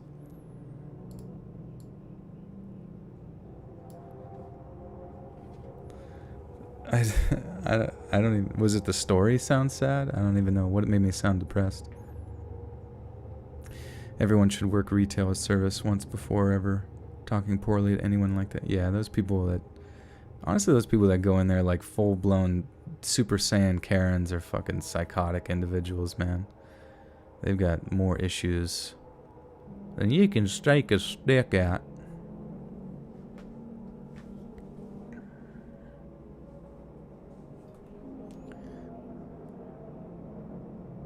Godsmack's friend with Chris Angel.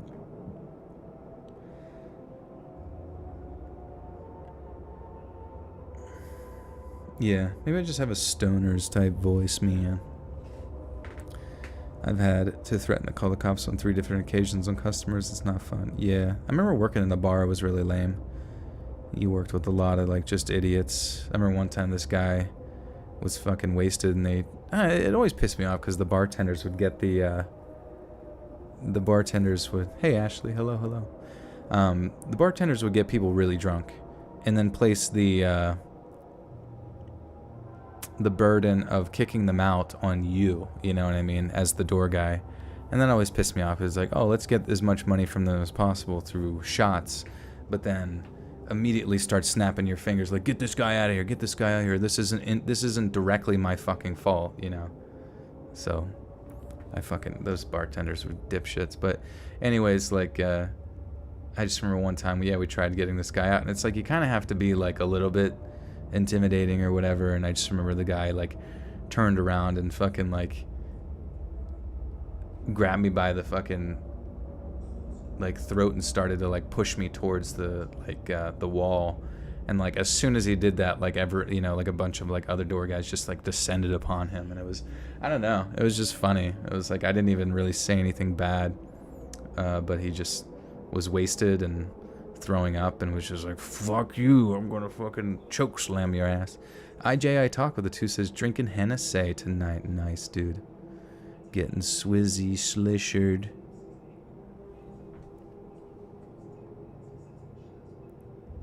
Snowing in Detroit, Oregon. There's a Detroit in Oregon? Interesting.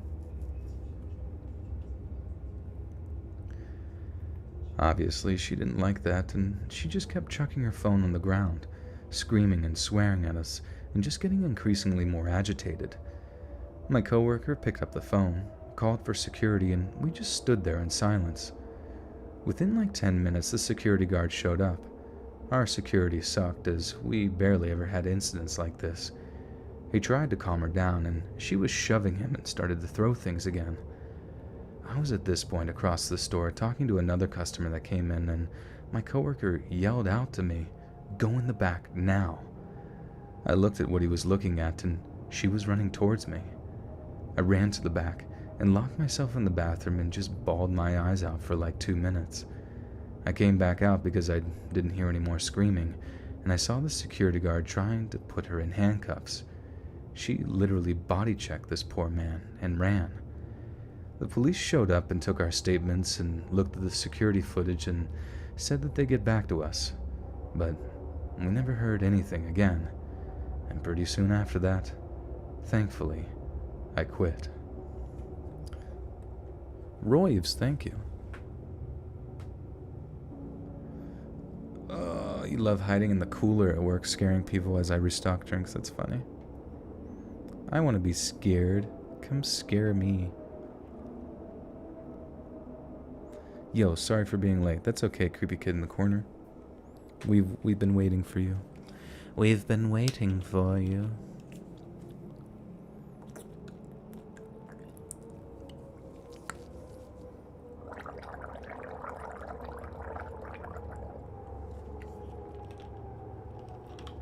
You picture me rocking out to Rob Zombie, 1969. I always like laugh the one Rob Zombie song where it's like, what was it like, Dracula? Or it's like, burn through the witches and slam through the ditches and burn through the blitches at Dracula's house. I don't know why we added that lyric in there, like, at Dracula's house. It just, oh shit. Dracula's house, baby. Aaron Newton with the big $40 dono says, just because I love you in your live streams, wish me luck when trying to find a damn house. I was supposed to see one today, but it went under contract yesterday. Shit, yeah. I am so sorry. That process is a nightmare. Houses around here, I mean, as soon as they're up, it's almost like you got to know the realtor. You know, they've got to have like the in with the seller, like as soon as it's ready to go up, like they got to like let you know, because shit like that goes so quickly. But I'm sorry, yeah, it's so hard finding like a house that you're just like solid and ready to stick with, because obviously, you know, you're at least pretty much locked in for fucking 10, 15 years. But I do wish you the best of luck, and thank you so much for your donation. I appreciate it. Was there a stream Sunday? There was not, no. I just recorded on my own. I was feeling a bit tired. We're all being overcharged on our phone bills. I kind of find, like, I don't know, just the whole, like, data usage, you know, thing is so stupid to me. Like, I got a notification, because I was downloading a game, and then I got a notification that my, like, I've used up 90% of my data, but for my actual, like, home internet. And I thought that was really weird. I mean, I guess we have a house full of a lot of, like, different stuff going at once. And especially downloading games can burn through that. But it's not like, I mean, I don't really download games often. But, yeah, that's just annoying. I feel like data is just kind of like shit. It's just, like, made up out of the air.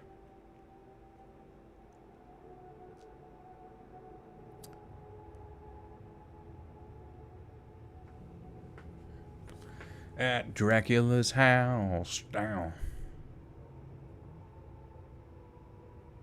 You were worried that YouTube wasn't notifying you. Yeah, it's really inconsistent.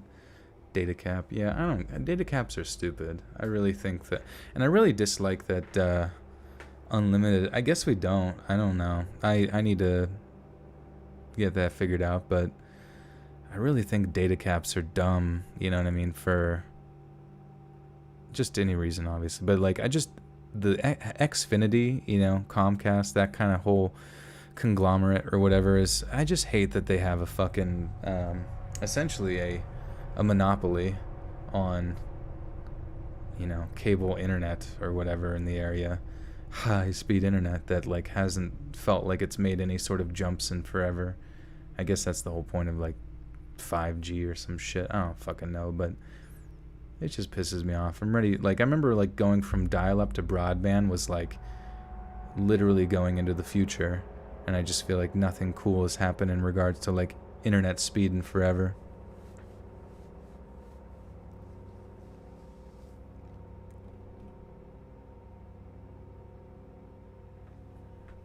Only 50 Gs of high speed. Yeah. Yeah, I don't know. I mean, I've never experienced it like capping out, so I assume my roommates and housemates are downloading a bunch of hentai or some shit. I don't even know. Today, the 31st of October 2020, was my Saturday to work. I was on reception with the receptionist and vet nurse. Early on 9 a.m., we get a... Maybe I should... Yeah. Let me actually... This one has a warning about animals. So I'm just gonna read the warning in the beginning, I guess, just in case it, you know, makes someone feel bad. A warning to the story of upsetting content. Where to start with this story is that I work as a veterinarian nurse.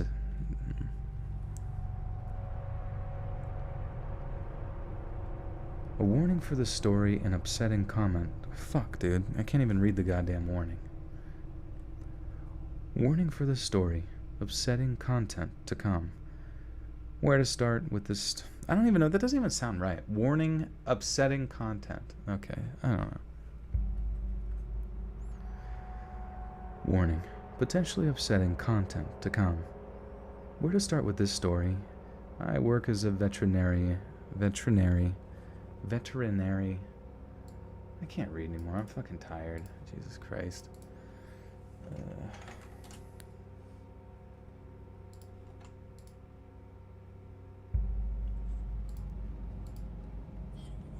Veterinary. Okay, cool. I work as a veterinary nurse assistant. Okay. I work as a veterinary nurse assistant. We get unusual things brought into our clinic, but this one I just had to share. Today, the 31st of October 2020, was my Saturday to work. I was on reception with the receptionist and vet nurse. Early 9 a.m., we get a call from an elderly man who had found a dead cat in his front garden. At the time, he said, it looks like its head had been caved in. We often get deceased animals brought in as a result of being hit by a car, so we asked him to bring it down to us. Before 10 a.m.-ish, the elderly man comes in with the black cat in a plastic bag. We take contact details from the man, then he tells us how he found it, and my wife is so upset. Poor thing. And here's where things get creepy. The cat is in a clear plastic bag. Guys, it has no head. It's decapitated. And on further inspection, where the cat's head should have been, were clean cuts. Now, a bit of background. I live in the UK, and a while back, we had a string... A while back...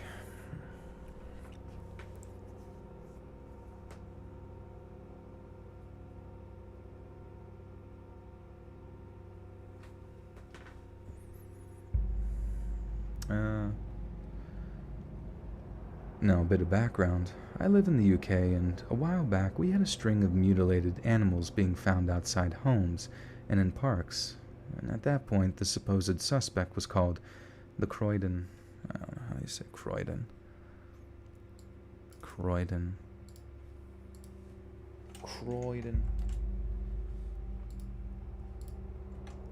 What it do, Megapixel?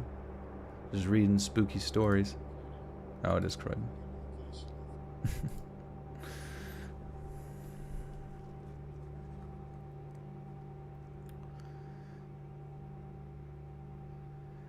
Now, a bit of background. I live in the UK, and a while back we had a string of mutilated animals being found outside of homes and in parks. And at that point, the supposed suspect was called the Croydon Cat Killer, or the M25 Cat Killer. However, police ruled it out to be foxes, supposedly. I have seen plenty of animals that have been attacked by other animals, dogs, cats, foxes, etc., and I can say with absolute confidence that I believe this was no animal. The whole body, aside from the missing head, was intact. No bites, puncture wounds, broken bones, claw marks, nothing to suggest the cat had been killed by an animal. The place where the head should have been was clean cut, as if by a knife. We scanned the poor cat for a microchip and found one. We looked up the details in the microchip system and found the cat's name to be Lucifer. A black cat named Lucifer found beheaded on Halloween. I wish this wasn't true, and that I had made it up, but sadly it's not. We tried contacting his owners. Home phone wasn't connecting, and we left a message on the mobile number that we found Lucifer and to call ASAP.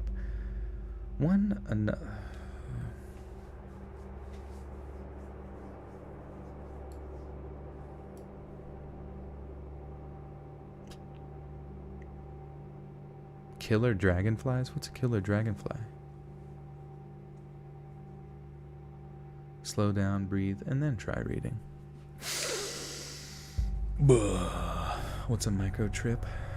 Is that what I said? Microtrip? Maybe it was just you that heard that.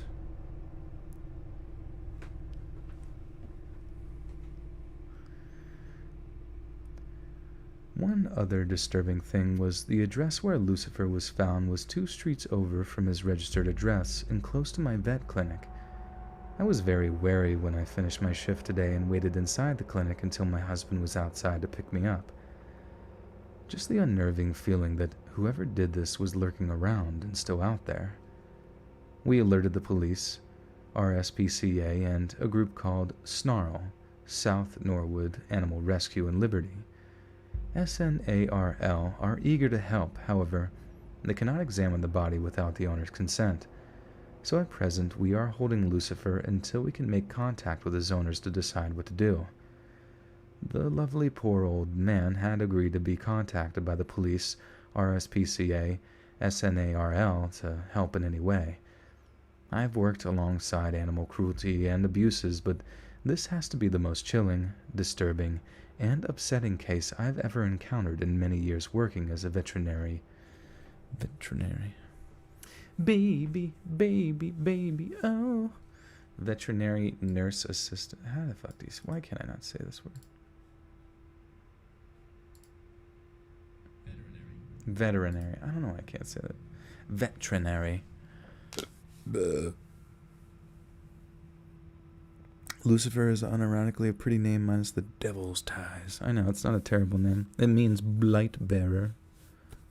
Right? Right, guys?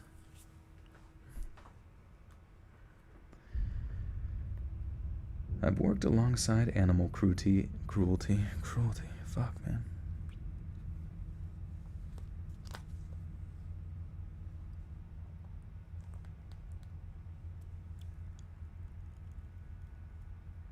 You totally said microtrip. You are triggering my LSD addiction. Did it really? Fuck, dude. Whatever. I really don't feel like going back to the fucking... It's like way back.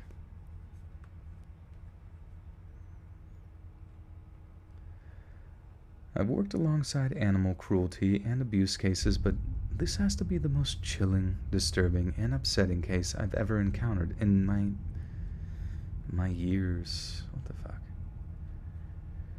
I've worked alongside animal cruelty.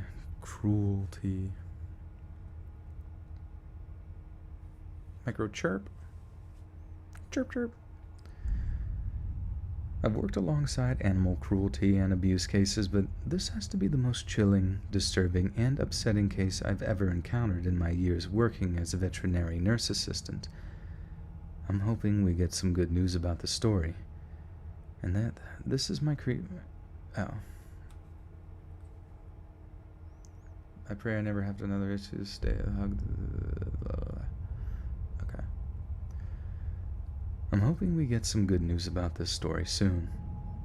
And that's my creepy encounter. I pray I never have another one of these. Safe to say, I hugged my 2 cats extra tight when I got home.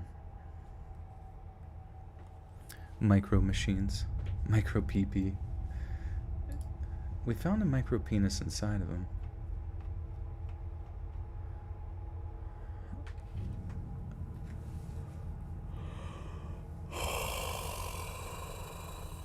Oh, fuck, man.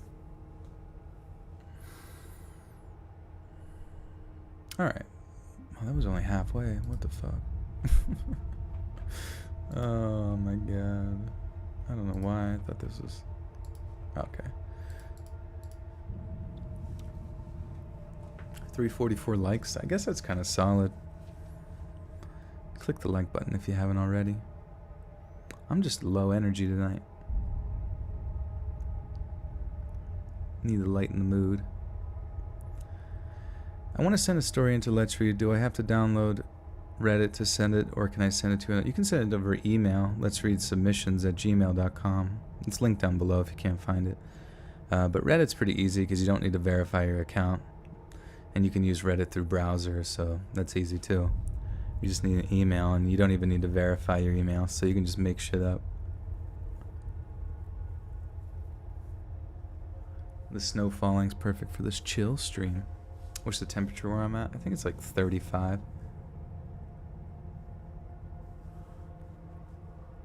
Oh no, I'm not sad. I'm just fucking tired, dude. And I feel like, I don't know, sometimes if like chat like dies down and doesn't really ask me anything like high energy, so I'm just kind of like, I look at chat and I feel like I see all you guys just kind of talking to each other, so I just keep reading. I don't know, I'm just going, you guys gotta feed me energy. Feed me. Feed me. He needs a squawk. The story I want to share with you happened 1 year ago, not long after the beginning of the first semester. I was 20 by then, and I used to hang out near my university a lot. Yikes, I saw that as like a comma.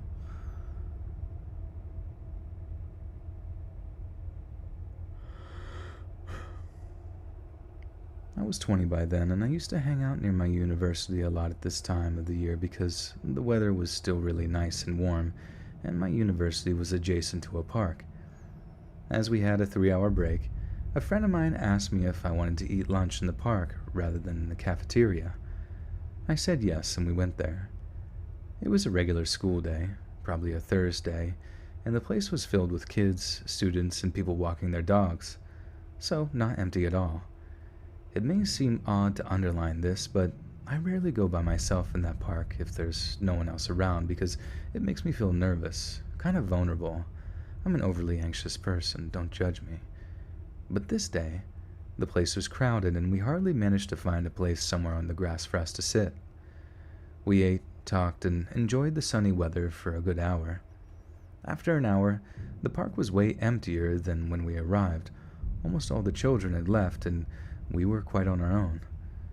As we both wanted to smoke a little before returning to classes, and now that we wouldn't bother anyone with a smoke, we rolled 2 joints. I know it's not especially a good thing, but it was just our little habit when we hung out together. Anyway, the past belongs to the past, right? I was focused on rolling up when my friend suddenly asked me, "Do you see them?" I looked in the same direction as her, but I couldn't see what she was talking about. She insisted, "Those guys with the bag. They're staring at us." And then I saw them.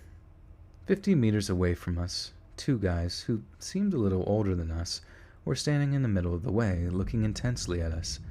They had literally no expression on their faces. I'm kind of used to creepy men, whether they're polite or much more intrusive. You know, those who follow you in the streets, those who inexplicably stare at you in the bus for 30 minutes, those who won't leave your side until you give them your number. It can be really easy to get rid of them, but those kind of encounters are often awkward, embarrassing, or worse.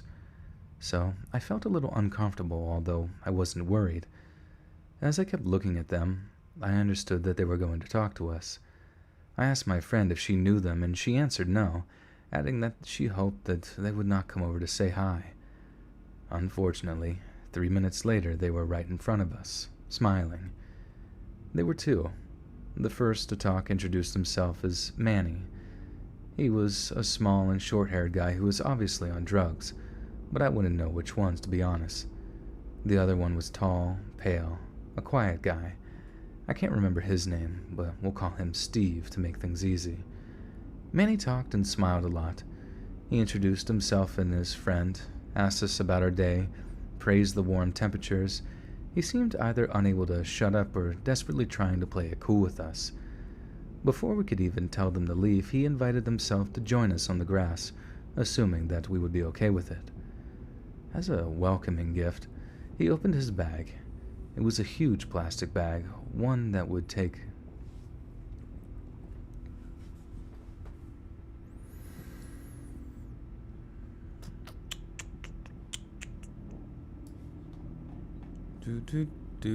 Vixa with the 3 says, here's some sustenance, thanks. No, I don't want you to feel like you have to donate or something. I just I think I woke up at like 6 this morning or something like that. It's like 11 p.m., so it's getting to bedtime, you know? And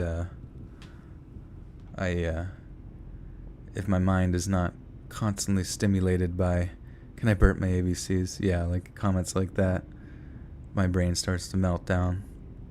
Especially with some of these stories tonight have been kind of like hit or miss. Haas, or I forget, Haas with the 10. Thank you, Haas. Cards Against Humanity. Amazing game. It is a fun game. Probably one of my favorites. I played Exploding Kittens with my friends, and it's a fun game too. It's not really like the same as far as creativity goes. It's more just a strategy game. But the way that it was marketed, it made me think that it was going to be like a, I'm getting some normal sleep and sleeping like, midnight to like 8-ish. I've been taking, and it's crazy because I noticed that certain substances give me certain dreams. So like these, as I've told you before, these ZMAs that I take, the zinc, magnesium, and vitamin B6, they give me like really, really elaborate dreams, like to the point where like the setting that they take place in is just like, I don't know, I forget exactly what I dreamed last night, but I just remember it was so elaborate, and it, like, I could just see, I was just like, I don't know, it's almost like being in like a festival. Like if you're at a festival and you're just like aware of like every aspect of the festival all at one time, and just filled with people and like busy streets and all. I don't know, there's a lot of stuff going on. But then, if I take like Z-Quil or something like that to fall asleep, I have some just like really fucking like whacked out there dreams that are like borderline nightmares, you know what I mean? Story fuel, yeah. Do I ever dream about you, Liz? Right now, I think this is just one dream devoted strictly to you. Do I lucid dream? I don't think so. I mean, sometimes I'll realize, I think I'll realize that I'm dreaming and then be really excited and I'm like, oh, I can do anything I want. But then like, I get so excited that I wake myself up, which kind of sucks. Gloom, the card game. I never played it.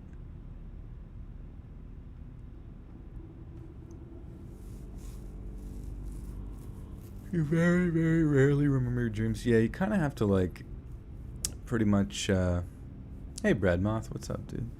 You pretty much just have to, if you want to remember them, you have to write them down as soon as you wake up. But usually that's, like, your window of remembering is, like, as soon as you wake up. And, Sometimes you'll instantly, for me, like I'll instantly forget sometimes as soon as I wake up too. And it almost has to be like the dream that I was having like right before I woke up. Like anything prior to that is usually forgotten.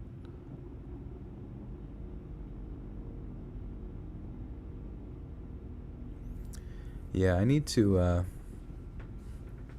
the only bad thing is like whenever I would like write my dreams down, you almost need to like take a recorder with you and just have like a tape recorder next to you, and then you wake up and you want, because that's the best way to lucid dream, is to start like to record your dreams or write them down and stuff.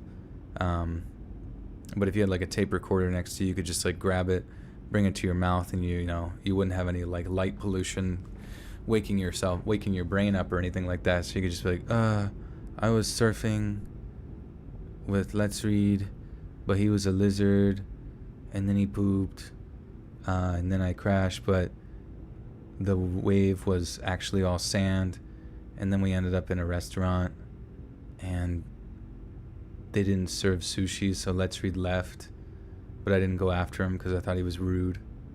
I don't know. What's my favorite chip? It's a Dorito of sorts. The purple bag Dorito is really fucking good. Well, that's the thing. If you turn on your phone, you're gonna have like light coming into your eyes, most likely. So I'm thinking like, obviously you can use your phone, but it'd be sweet to have just like one of those little recorders that like record lectures and stuff like that.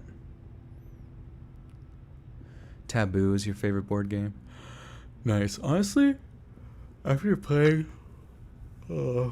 Cards Against Humanity, like if a game doesn't have a degree of like creativity, the purple Doritos are nasty. No, they're not, dude.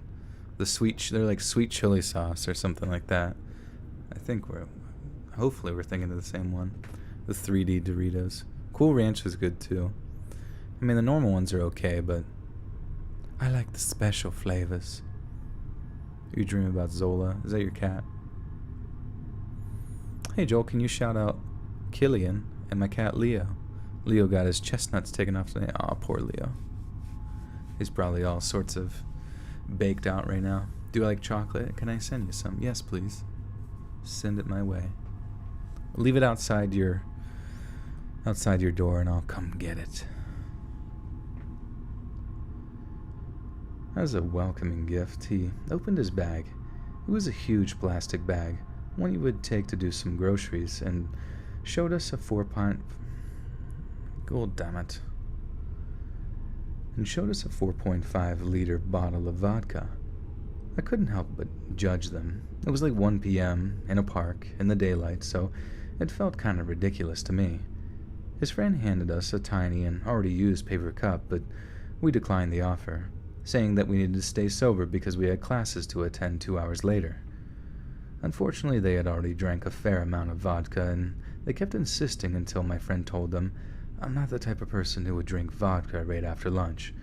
I either drink it on Friday night with my friends or pass my turn. Don't ask us again. I should tell you now, my friend is not a scaredy cat at all.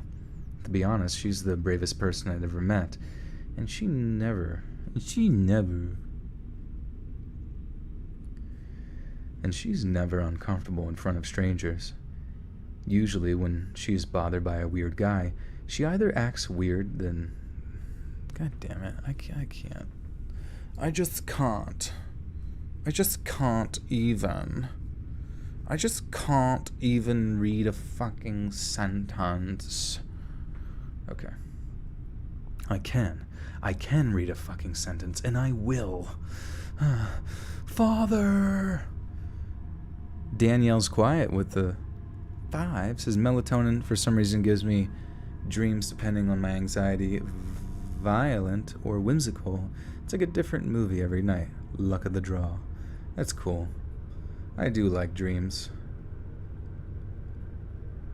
I wish I could have them anytime I wanted. I remember on the Jetsons, there was like a machine that whenever Leroy would go to bed, he could choose his dreams, and I'm like, dude, there will come a day when we'll get to choose what kind of dreams we want.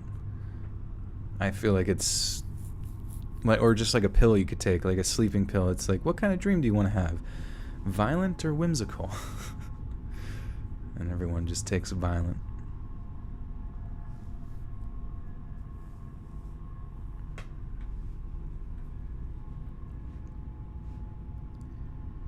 Usually when she's bothered by a weird guy, she either acts weirder than him to make him feel more uncomfortable, or laughs it off, making jokes and acting friendly until she tells him to leave because she'd rather be alone.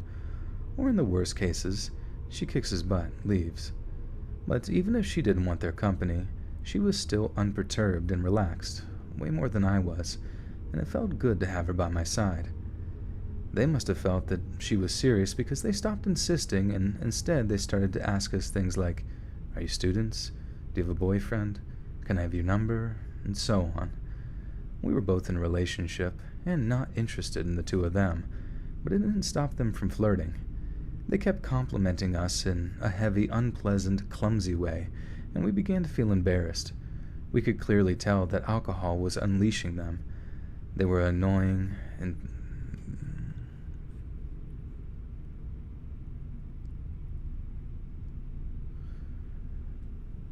They were annoyingly enticing, openly flirty, and it escalated quickly from sympathetic remarks on the way we were dressed to nasty advances. As I said, we were not interested, but they didn't take no for an answer. I was so uncomfortable that I avoided eye contact as much as I could while trying to wait for... Dude, my brain is broken. I feel like I get to a certain point. I'm like, there's different circumstances. Hey, Raven. Sup. There's certain circumstances I need to be successful at reading, and it being bedtime is not the best. Spinal. I live in your brains rent-free. I read you to sleep.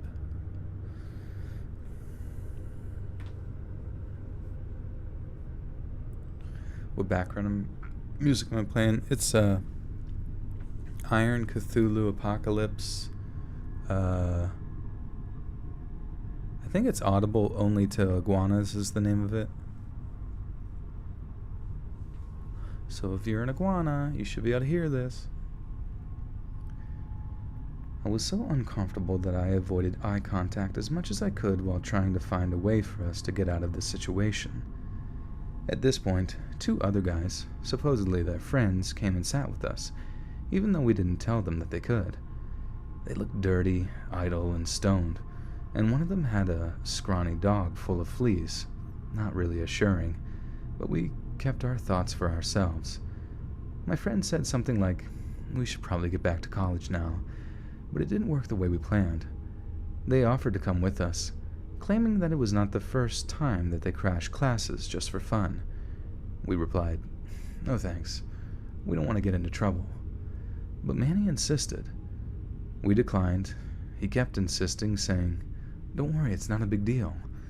And suddenly, he pulled a gun out of his pants and brandished it in front of us with a proud expression on his face. We immediately stopped smiling. First, because we live in France, carrying guns is neither allowed nor usual, and second, because we felt trapped. The gun looked old, but really heavy and extremely dangerous in his drunken hands, and it wasn't funny anymore. I was genuinely afraid of what would happen next. One of his friends, the one with the dog, we'll call him Nick, started to panic, got up and said, "Are you crazy? Don't you know I got heroin on me?" Wait, what's another word? Crank. Yeah, isn't crank the word for heroin or something? Pulled a gun out of my pants and shot it. "Are you crazy? Don't you know I got crank on me?" To which Manny replied, "Chill out. There's no cops here." His friend shook his head and took his bag, ready to get out of there. Then Manny pretended to be aiming at Steve, and he told us with a big carnivorous smile that he could totally shoot him without being in trouble. Steve seemed a little nervous. Nick walked away, yelling that he didn't want to be seen with us because it was too risky, and I wouldn't disagree. It was the middle of the day, in an almost empty park, so the scene seemed quite unreal. I just thought, God, I've never seen this close to a gun, and its owner is a drunk man who doesn't want us to go. It looked like a really bad situation. He turned toward us, exhibited the weapon, and asked for our opinion. Do you like it? I'm not a huge fan of guns, I replied. But are you scared? Maybe. I tried my best to hide the fact that I was scared because I didn't want him to notice it and take advantage of me. Even my friend kept a fake smile on her face to keep up appearances. He quickly put it back in his pants and stared at us for a long time with a wary eye, after what he strangely asked, What did you see? I figured he was talking about the gun, but I couldn't understand why he would ask such a thing with such a suspicious tone. He asked again, so I said, I saw nothing. And he laughed. My answer may seem stupid, but I didn't want him to feel proud or to give him this kind of power over us by letting him know that we were afraid of the weapon. I thought it was stupid to carry a gun and to point it at his friend, but he simply kept laughing, and his laugh sounded awful to my ears, like the one of a cold-blooded sociopath. I was so nervous that my hands were shaking. My friend must have noticed it because all of a sudden she took my arm and told everyone, Oh, we're late. We really gotta go. Have a nice day.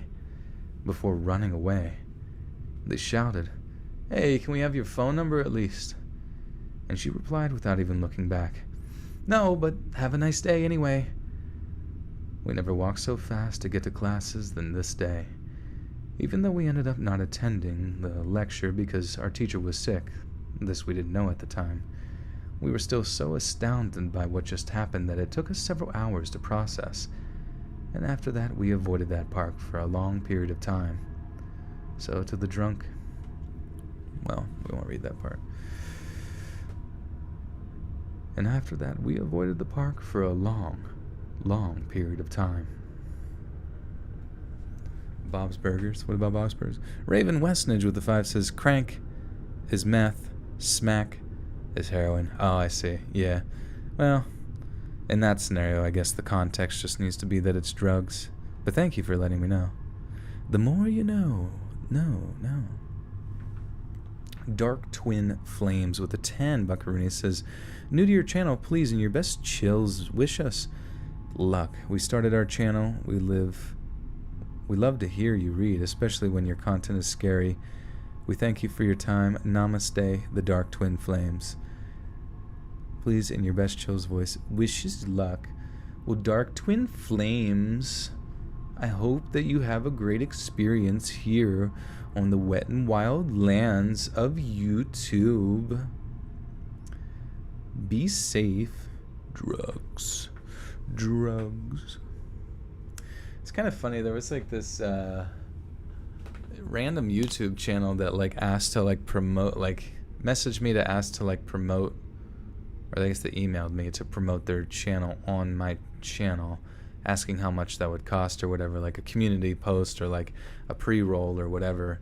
And I usually don't really do that for like other channels, you know, like I like to just, if it's a sponsor, sure, but like if it's another channel, it's just, I feel like I can't really think of like what a price would be to like promote another channel, because a lot of the times I worry that I'm not going to be able to like get them the results they're looking for, and therefore what I would charge them I feel like wouldn't be worth it for them, you know what I mean? So, but anyways, the channel was Scary Pumpkin. It was just funny. The name of it was like Scary Pumpkin English because they started like an English channel, but they're normally like a Hindi channel, or you know, a channel from India, and it actually does really well. It's like an animated. The animations aren't terrible, but it's like an animated, you know, scary story channel, and it was just really funny because I like zoomed forward to this one random part, and it's just like this little kid, you know, just eating sweets, and like the dad's got this like psychotic look on his face. He's like, "Son, are you enjoying your sweets?" And he's like, "Yes, father." Have you had enough of your sweets?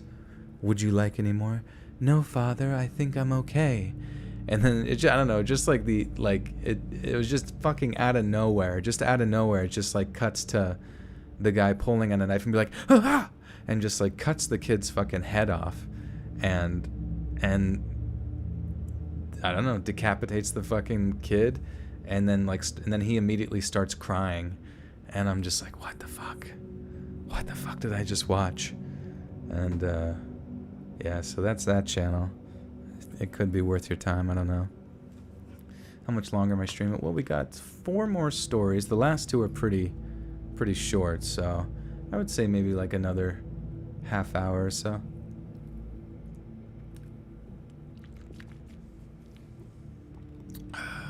Yeah, it was weird. Does anyone remember the game Burger Time? Have I tried DMT? No, I have not. Do you know Unit 522 or Mr. Nightmare? I know Unit. I never talked to Mr. Nightmare before. He's very, very private. I haven't talked to Unit in a long time, but me and Unit actually used to be Facebook friends for a little bit whenever I used Facebook. Dude, my legs are so sore. How do you get rid of soreness? Do I like s'mores Pop-Tarts? Hell yeah. Hell yeah, brother. Do I own guns? I do, yeah. And I spin them around on my fingers like an old cowboy. Just kidding. I practice perfect firearm safety. Drunk maniac trapped in... Okay, so this is... We got 4 more left. A warm bath. Oh yeah, that would be a good idea. Oh, fuck. Talk about Army Hammer. Stretch. Yeah, I should probably stretch. This is my, quads, which my quads normally don't get very sore, so, when they are, it's kind of, surprising me.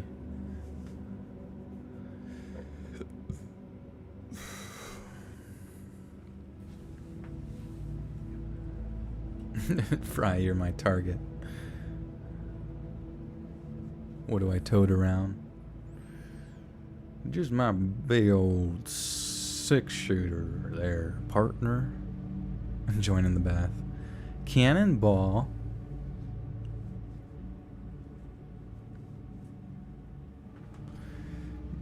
Alright, anyways. I'm from Scotland, and my workmates took a trip to Newcastle for a friend's hen party. A hen party is the Scottish version of a bachelorette party. We went to a few pubs and clubs that night and settled at the Lavello nightclub.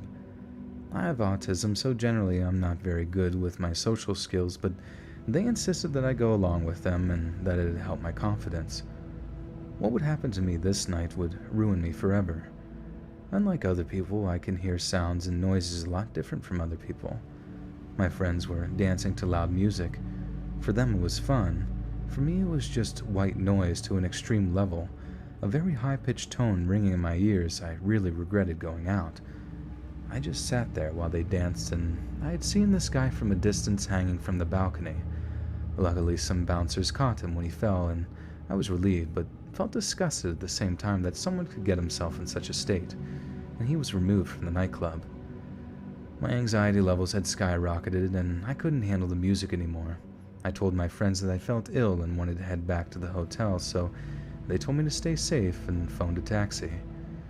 To which I did. I was waiting outside for more than an hour in the pouring rain. No taxi had appeared.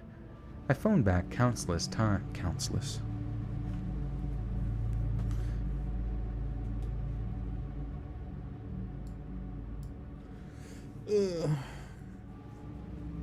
Yeah, I gotta protect myself from the crazed fans. They're coming at me non-stop. It's like every day of my life is like another round of COD zombies. This is my boomstick. I was just talking about Evil Dead earlier. It's funny. Isn't there such a huge difference between Evil Dead 1 and Evil Dead 2? It's crazy, dude. Gohar, thanks, dude. Hannah, you can't cycle through BFFs that fast. It hurts the other BFFs. Do you plan to do creepypasta anytime soon? I don't think so. I mean, I do have planned for the TikTok to do like 2-sentence horror stories, which I guess are creepypasta. But I don't know. I posted those 2-sentence horror stories, the animated ones. $1,000 for face reveal. How about 1 trillion? You know, I posted those 2-sentence horror stories that were animated, and then after that I'm just like, I don't know, it's just like lack of motivation to create the, because I'm not, what should I use for visuals for the TikToks, because they need visuals, right? Should I just like include somebody like belly dancing or some shit? I don't even know. How do I get people's attention? Again, Ben, you can't, unfortunately, YouTube does not let you promote your social media in the chat, or it will block it out, my dude. Sorry. Have I ever farted a little too hard and poo-poo comes out of your booty? Oh, yeah. Oh, yeah. Any grown man that tells you otherwise is fucking lying and not worth your time. What's my best 2-sentence horror story? I don't know. The volume 2 one, the animated by Axeman Cartoons, is so fucking good. It's like a lot more existential than it is like outright scary. Also, I got this streamer that was playing Overwatch to watch, like I donated it and got him to watch the 2-sentence horror stories from the first one, and everybody in the chat was like making fun of it so bad. So I was hurt, and I went and cried and pooped my pants.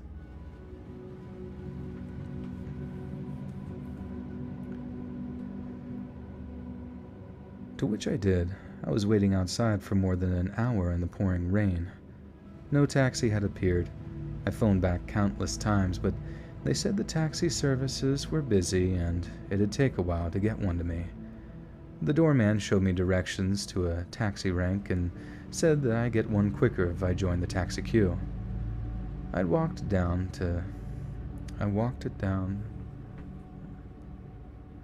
Darkness Prevails used to do a thing where he would read like 4 stories and 1 fake one. He would reveal which one was fake in the next video. Is that, was that on TikTok? Or Joel, you're live. Am I? I can't talk about farts and poop when I'm live. Oh my god. My voice, it's so beautiful.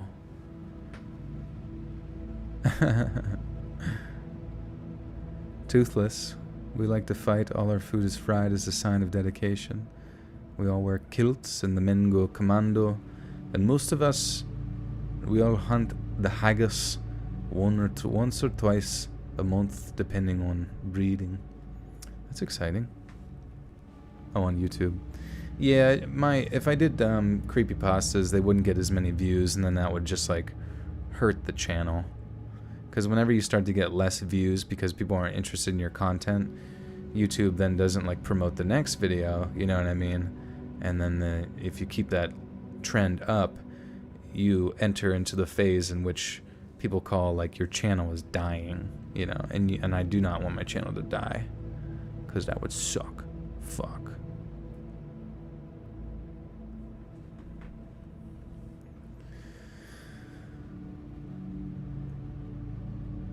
I walked down taking his instructions, and it was very dark and rainy at this moment and eerily quiet. This was until we popped up from an alleyway. The guy from the balcony, and he was there peeing. He looked like a typical English hooligan, shaved head and topless, and some horrible torn denims and beer bottle in his hand. I walked on, and I could just sense him following me. Oi. He said, oi you. I don't know why I did, but I turned around, got the time. I told him the time, put my head down, and kept walking. He tried to catch up with me, staggering a bit because of his drunkenness. Where are you from? He asked. Oi, I'm talking to you. Where are you from? You one of them Makems? A Makem is a slang term for someone from Sunderland, Newcastle's sworn rivals in football. I said no, I'm from Scottish. Or I'm from Scottish, god damn it. The way this is written is like really poorly written, so I'm like struggling to fucking, I don't know, keep it going. How long I've been doing this? Well, the live stream's been going 2 hours and 30 minutes, but I've been on YouTube since 2014. August 14th, 2014. Dems was the years, bro. Dems was the years. Joel, dude, look how many people are watching, listening right now. Your channel will be around for as long as YouTube is. Oh, thank you. I hope so. I do think about that. I'm like, there's some pretty popular streamers that I watch for like Overwatch and shit, and it's like, you know, they're popular within that community. Granted, Overwatch is kind of dying. I guess Overwatch 2 will hopefully come out at some point, but, you know, they get similar viewers to around this point. The only thing is that a lot of them don't really like interacting with their chat that much, or if they do, they're always like, they always say stupid shit like weird champ. Oh, that's weird champ. Like shaming their audience for asking, you know, pretty basic fucking questions, you know, or just like being trolls. Like, I don't care if people are trolls or say creepy shit. Like, I think it's funny.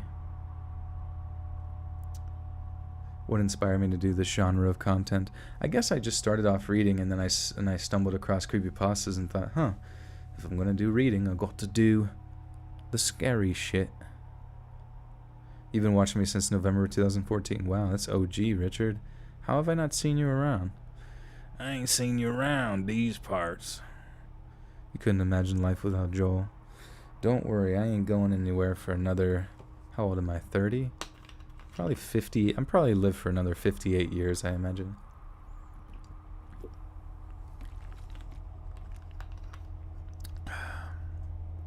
You had no internet and you listened to me? How did that happen? Dude, it's weird. Mr. Beast is fucking 22. 22, dude. Yeah.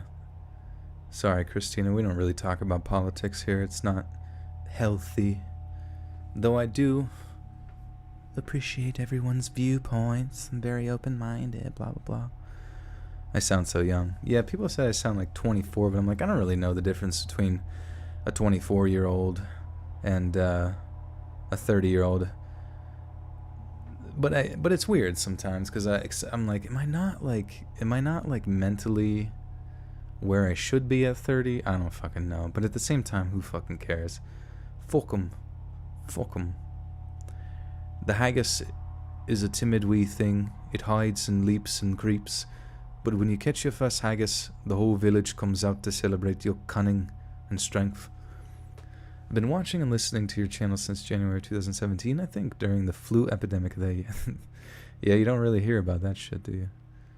I found you through Apple Podcasts. Nice. I'm glad that that's working. There's a new podcast out in case... Jesus, Tezza, fuck you.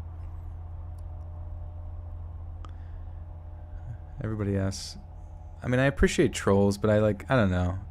If people try to ask, like, really controversial shit, it's just uncomfortable. You know what I mean? How'd Mr. Beast get all his money? I assume from, you know, YouTube, from all the advertising revenue he made from his, like, billions of views and shit he's got. It's crazy to think, yeah, like now, you know, he did that burger thing. I know for a fact, there's, like, no possible way that he organized that whole burger process. Like, it has to be, like, a subsidiary of, like, another chain, you know what I mean? And it just so happens that they use his likeness or whatever. You only watch Meat Canyon's Mr. Beast. Yeah, Meat Canyon is so fucking funny. And I was talking to you, I think I said last time, I don't know if you saw, like, Corpse got his poster, or like his image was in a Meat Canyon video on the Kitty episode,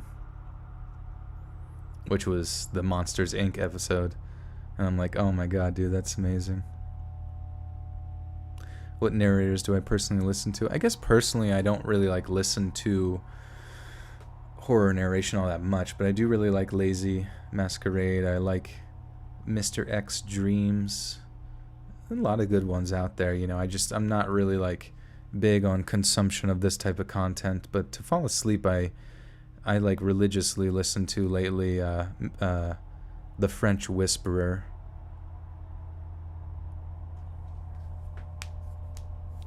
And they're a really good ASMR channel. Like, I normally kind of thought ASMR was a little bit cringe, you know what I mean? Like, it kind of made me like sick when I would listen to people like chewing food and shit, and I'm just like, ugh, like, what the fuck are they doing?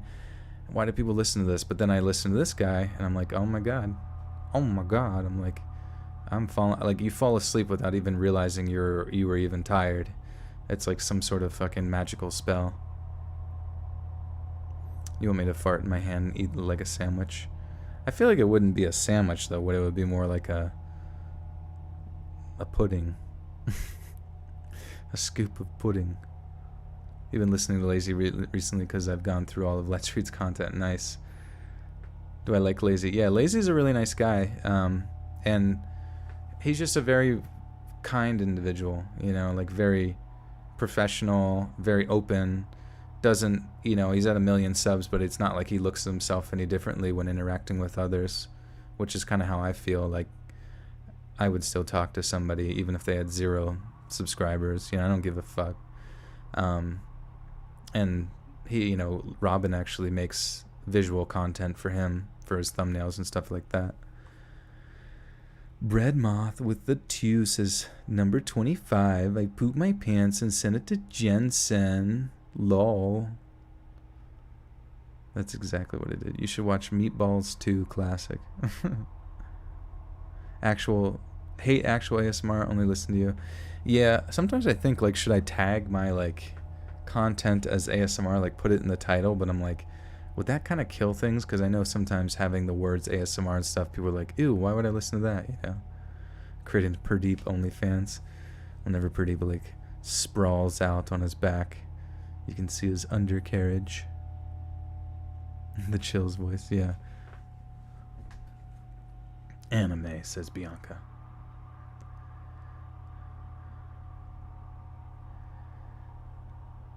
I said, no, I'm Scottish.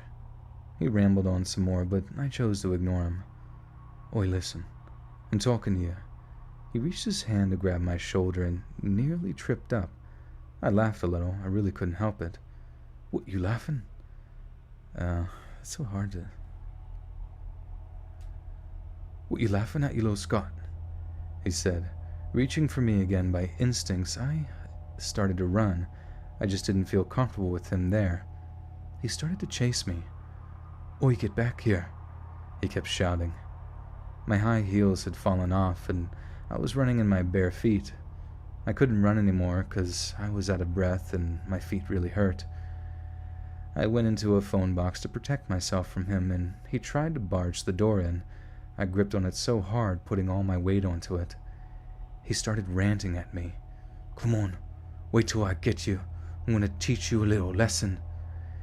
He started kicking the door, and it had almost moved. I was screaming for help, and there were some passers-by, but they ignored my calls for help. He kept kicking at the door and nearly got in. I jammed my fingers, but still held on for dear life.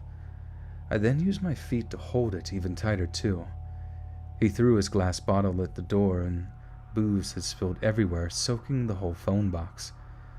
I was worried it was going to smash. The glass, he'd have definitely gotten to me by then. So, oh, I see.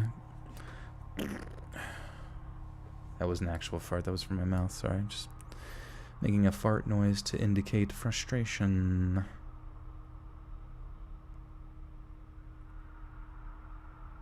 Booze has been acquired. Where's my accent? Yeah, I'm from Pennsylvania, but where I'm from, I've heard people tell me that I don't really have an accent per se. Like, it's not, like, sometimes I say certain things,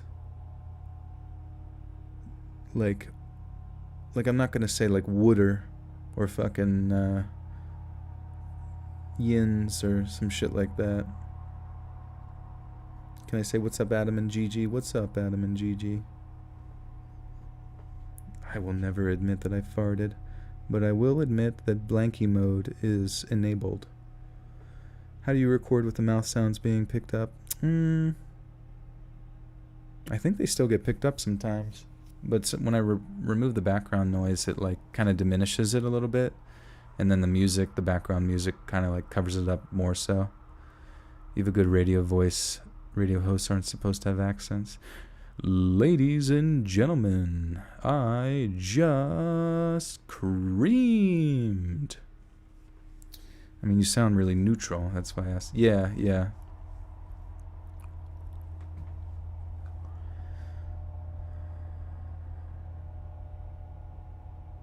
Your boyfriend says hi. Nice.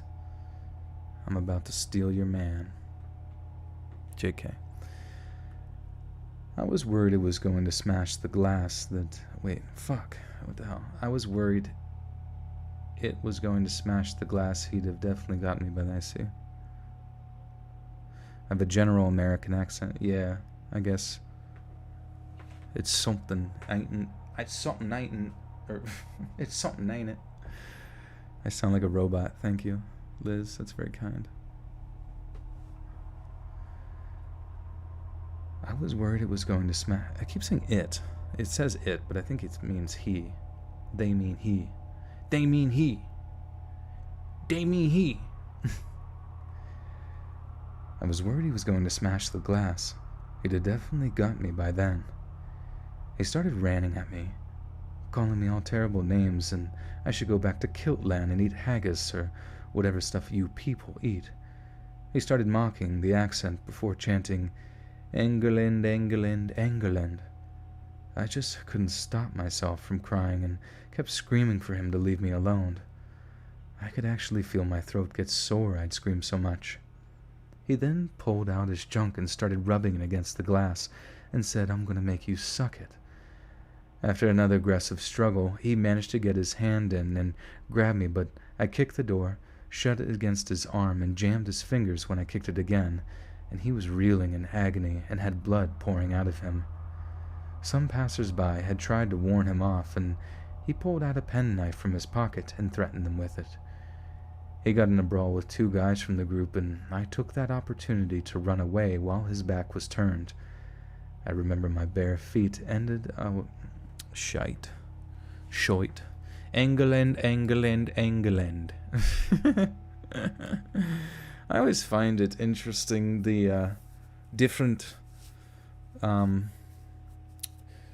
rivalries that the people in the UK have with each other, and only 10 minutes drive away from one another.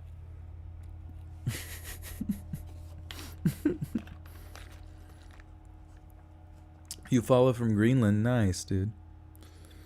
Oi, that's disgusting. I'll have to kick your ass for that. Your arse. Louisiana is haunted. The whole motherfucking state's haunted. Manchester United. Oh, man. I was pretty good at soccer, even though I never officially played it. But I would go play pickup games, and I felt like I had some touches. Joel, did you ever think, what am I reading? Oh, yeah, pretty much all the time. Oh, I'd beat that Scottish bastard. Who would do the same? No, the girl's the Scottish one. That's, Drew. Unless you're talking about her. Jesus, dude. You're trying to support the crazy guy. That's Irish. Yeah, I'd have no fucking clue how to differentiate the accents. I feel like if I was around people, I would be able to... that had the accent, you can kind of start to emulate them. Thanks, Letty. Nice, Niels. That's sick.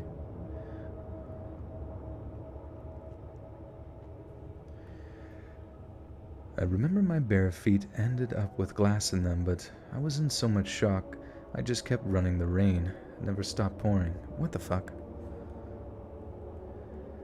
I remember my bare feet ended up with glass in them, but I was in so much shock, I just kept running, and the rain never stopped pouring. I spent the next hour at the taxi rank freezing cold. I'd lost my jacket. When I ran, I can't remember how I ended up without it, but I had blood pouring from my feet. I remember I could see it mixing in with the raindrops on the concrete. The taxi driver had asked if I was okay, and asked constantly,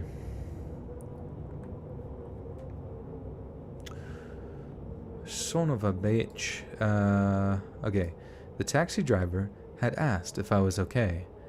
Ask was constantly shivering with fear as well as the cold.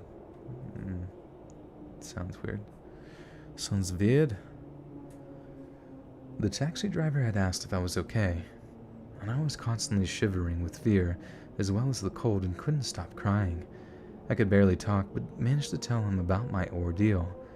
He told me to go to the hospital or the police, but I just wanted to go home at this stage. I had to settle for a hotel room, of course. After a trip to the hospital, I got 4 stitches in my feet and antibiotics to avoid infection. I went back to Scotland the next night without my friends, as I was too scared to do anything. I'd reported him to the police, but nothing ever came of it, and I never heard anything back. How do I read for hours on end every day? Well, it's not every day, it's technically every other day. Monday, Wednesday, Friday. Well, Sunday, Tuesday, and Thursday. Oh my God, Lord, oh Lord, have mercy. The social media crush gone wrong. Nobody likes when you get social media and it goes wrong. As a teen, we put fake English accents to bum spare change. Oh my God, it's silly looking back. It's funny. Have you ever had to cut a story from a post because you realized it was just too much? Yeah, definitely. I think like some of them that have like, I don't know, like too overtly like racial undertones, or like ones that have like political messages, or shit like that, where you're like, it's just not good to include, or it's gonna piss people off or whatever, or it's just like too graphic or too overtly sexual, or you know what I mean, like stuff like that.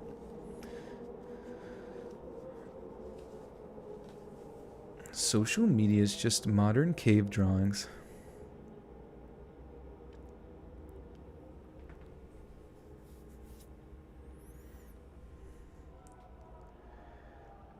I just wanted to say when this all happened I was 18, and I was young, innocent and naive. Now that I'm in my mid-20s, I would never let this happen again. It was my freshman year at college, and as one could imagine, I was excited to be on my own for once in my life. So excited to be on my own, I decided I was going to take summer classes on campus. That way, I wouldn't have to worry about coming in when the big crowd of freshmen came, and would also already know where everything was. Plus, it meant I could get away from my parents faster. But mainly, all I could think about was boys. You see, I had never dated anyone throughout high school, so I thought I would find my one true love at college, because of course that's all the movies told me anyways. About 2 weeks go by, and me and one of my roommates, I had 4, were hanging out in the lounge area showing off pictures from Instagram of our friends and family. Well, my roommate, I'll call her Tracy, showed me a picture of her and these 2 guys. One of the guys was Tracy's boyfriend, and the other was Tracy's boyfriend's best friend, Sean. Now, Sean was very attractive and told Tracy that he was hot, and I told him, Fuck. Kuru, what's up? What scary stories do you guys like personally? I like the ghost stories. Hell's Bells likes the middle of nowhere camping stories. Mortis Media, yeah. I heard Mortis Media's voice puts you to sleep real easy. Is that true? Would you guys say that's true? Squawk, thank you. The Squawk is in the house, baby. Spinal. Oh my goodness.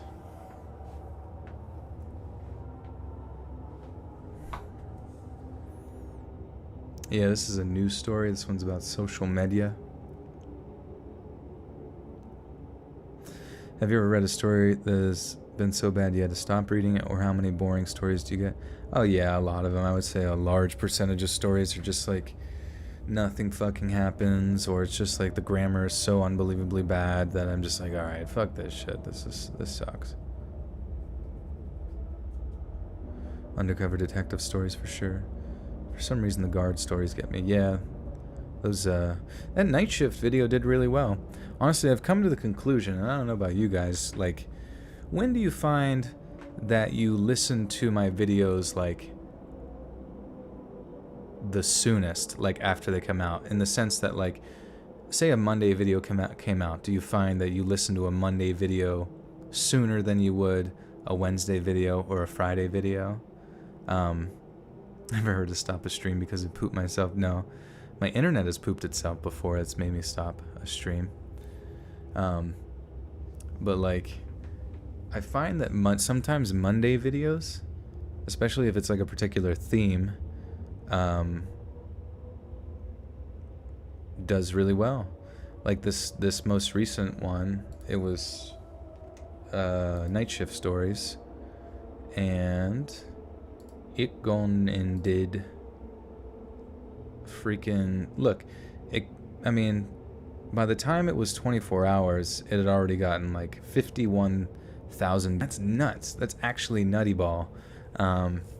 Because I don't know, like I'm kind of, I kind of anticipate maybe like 24,000 in 24 hours, but like to pretty much, double that plus, I'm like, that's fucking sweet. So thank you guys for watching, because essentially the way I'm starting to notice that YouTube works is that a lot of your views and a lot of your new subscribers comes from YouTube, like suggesting your video out to new people.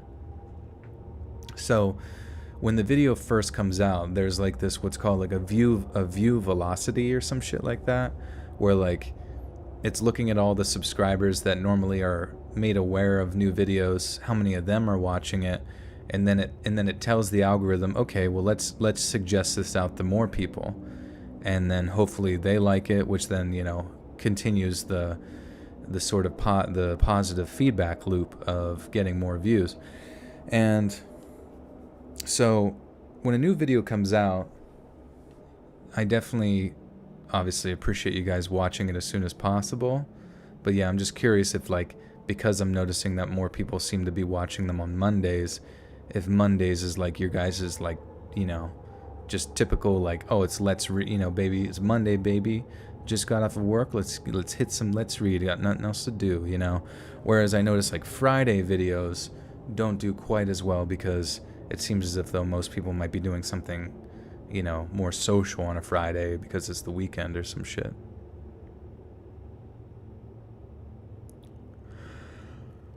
You were trying to listen when they first come out after you mentioned. Oh yeah, thank you, Astro. I appreciate that. You listen to the vid once a week. Try to catch the streams live. Podcast to help with sleep. Okay, cool. You read them ASAP.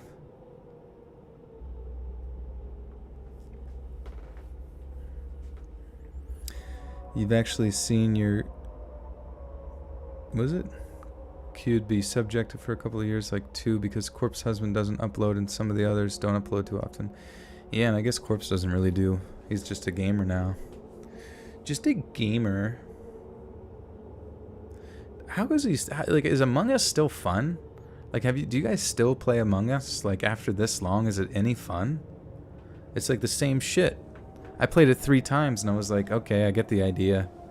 Somebody's evil and everybody else goes and clickety-clacks on the screen, and you gotta like pretend you're not the bad guy or pretend you are the bad guy, or I don't know.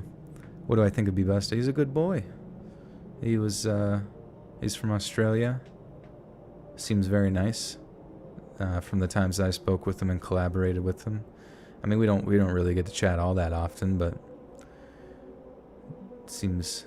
in fact, there were actually a period of time like that I think I emulated some of my cadence with reading. Like whenever you may have noticed, like sometimes when I'm reading, if I'm going between like commas or something, there might be a mild pause. Oh yeah, just time out, Jesse Jensen 69. Nice, dude. 69, so cool. But yeah, I kind of like, when you find like something that works for somebody else, you kind of like emulate it into your own stylings. And I pulled some sort of cadence from B-Busta in the past. You haven't played Among Us since November. Yeah. I mean, I think it would be wise of Corpse to start to diversify his gaming content, because, and I'm sure he is. I mean, I don't really keep up with him, and like, you know, who the fuck am I to tell him what to do, because he's the one with 1 trillion views or whatever. But I just feel like by now you need to start transitioning your audience to the next thing, you know. And because he has so much clout, he has essentially is a trendsetter. Like many, you know, when you get to a certain level, you become a trendsetter, and he is definitely could set some trends with different games. Like I could totally see him having a lot of fun playing like Rust. Like, I don't know if you guys have seen that game Rust, like popping up a lot more. It's an old game, but it's starting to pop off again, you know. Yeah, if he played horror games too, I'm sure somebody would watch it, you know. Phasmophobia and all that kind of bullshit. Maybe he plays it on stream and I'm just not paying attention.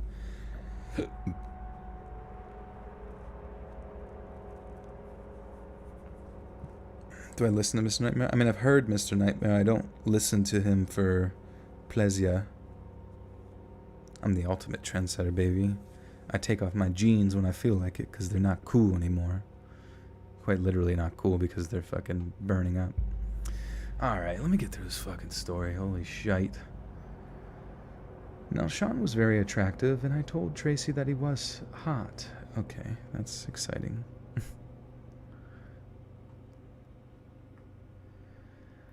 Now, Sean was very attractive, and I told Tracy that he was hot. And she told me that he went to the tech college near us, and he was single.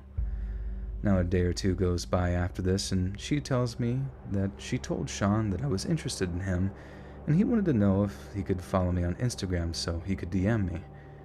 And at the time, I trusted Tracy because she seemed like a cool, chill girl, so I excitedly told her yes. I wish I never told her yes. I talked to Sean for about a week before I was comfortable enough to give him my phone number. At first, he seemed super sweet. He would always send me a text message in the mornings, telling me to have a good day at class, and he couldn't wait to FaceTime me that night.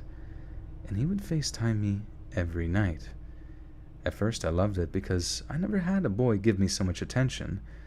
And like I said before, I had never dated anyone, so I was just over the moon that he was even interested enough in me to talk to me. But it started getting annoying. He would text me almost every second of the day and try to FaceTime me at least 4 times. When I wouldn't respond to him, he would ask if I was okay, why I wasn't answering him, if I was seeing another guy. If I was seeing another guy, it would make him really mad if I was. Make him really mad if I was.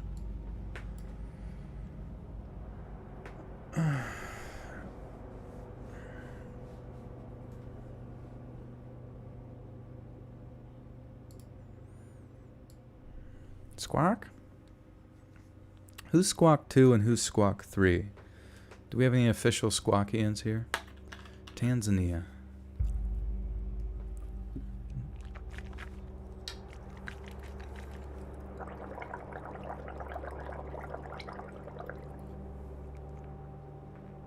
He's just there to give the community clout and then break off and do music.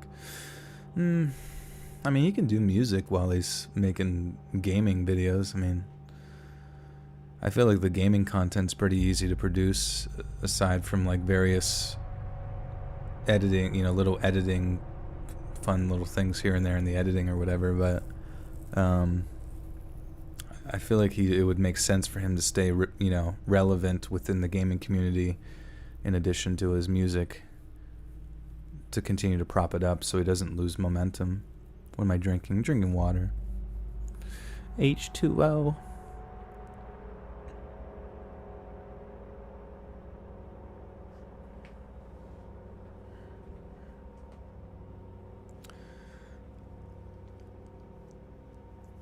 Yeah, I mean, like, you definitely, you know, it's more, it has a lot to do with like who you know what I mean, like who you network with, so that you can get more eyes on you, you know what I mean, like playing video games with all the biggest YouTubers certainly gets a lot of eyes on you at one time. To be honest, I'm not even sure though that I would want that, because I feel like I would say something that would upset people or something. You know what I mean? Like, I don't even know. I'm not even sure what I would say, but I just assume like I would be canceled within like 3 seconds. Joel bought us on the black market. We aren't going anywhere. Yeah, you guys are all mine. You're all mine. Gus Johnson with the 2 says, "Hey you, thanks Gus Johnson. I like your skits. And I met your brother at VidCon. He was very tall."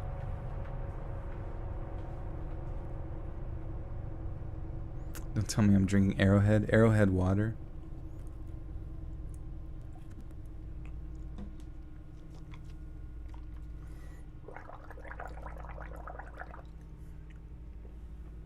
My voice is very fucking burn up. Joel's region would be Deer Park or Poland Springs. I sell water regionally for my job. Oh, okay. I didn't know you sold water. I thought you sold salt. You embarrassed yourself during someone else's stream before? Not fun? Like you were in their stream, or you just mean like in the chat? Because if that's the case, I have embarrassed myself many a chat. Calculus final. I keep hearing people have finals, and I'm like, I thought school just started. What the hell? What the freaking hell?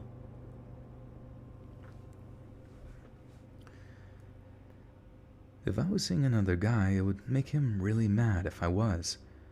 I, of course, once seeing the messages, would try to reassure him that I was okay and I wasn't seeing anyone.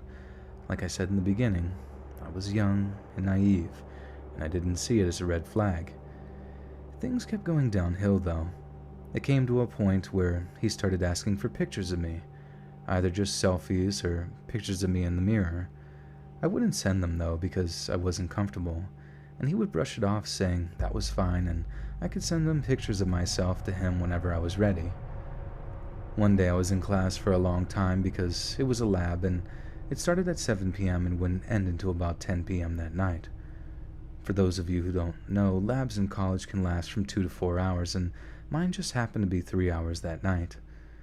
One class ended up heading up to the dorm and took my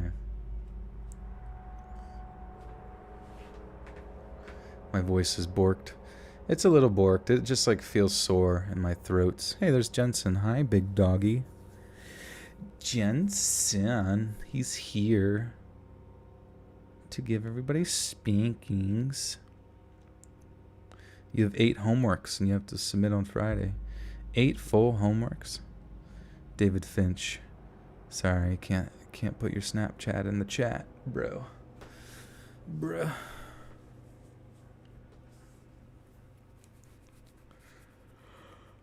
Oh man, I am checked out. My fucking brain is broken. Once class ended, I headed up to my dorm and took out my phone. I clicked the button on the side, lighting up the screen. I had 380 unread texts, 10 missed calls, and 3 voicemails from Sean.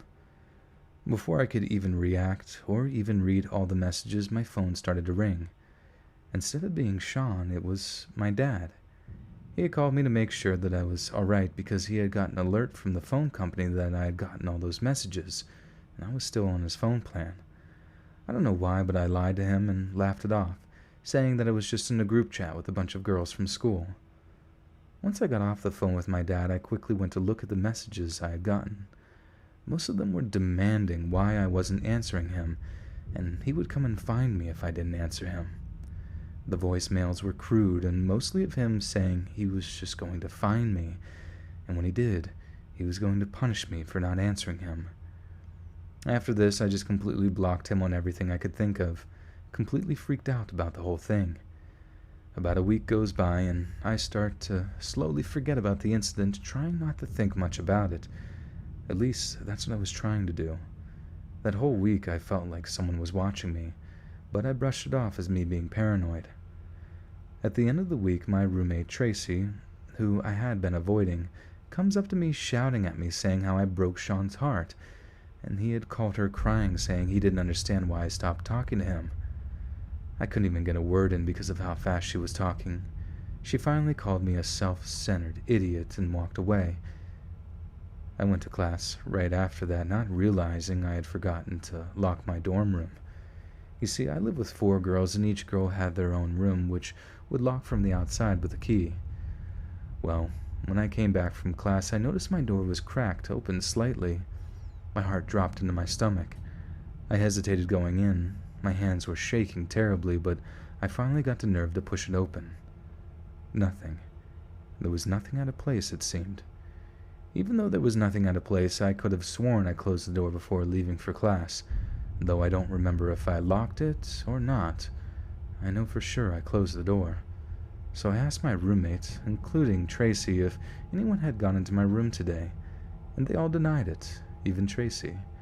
But I just knew in my heart someone had been in there. I tried to brush it off, but I couldn't.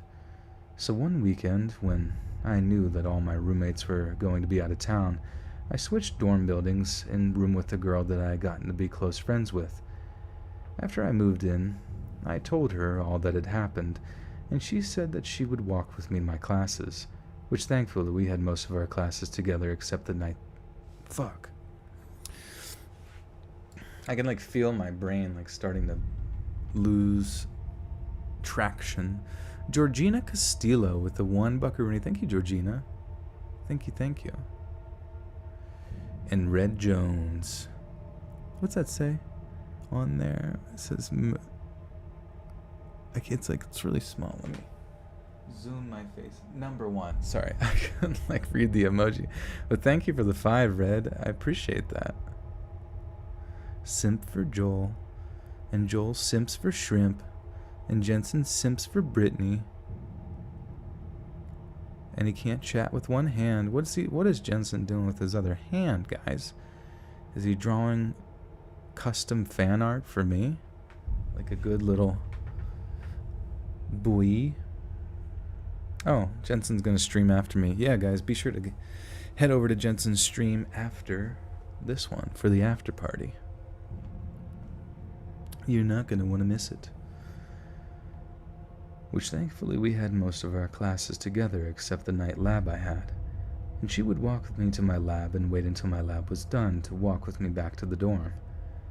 One night, though, she had gone out of town to see her parents or something. I was walking back from my lab, and it had gone really late that night again. I heard someone walking behind me, but I didn't pay any kind of mind to it since class was just letting up.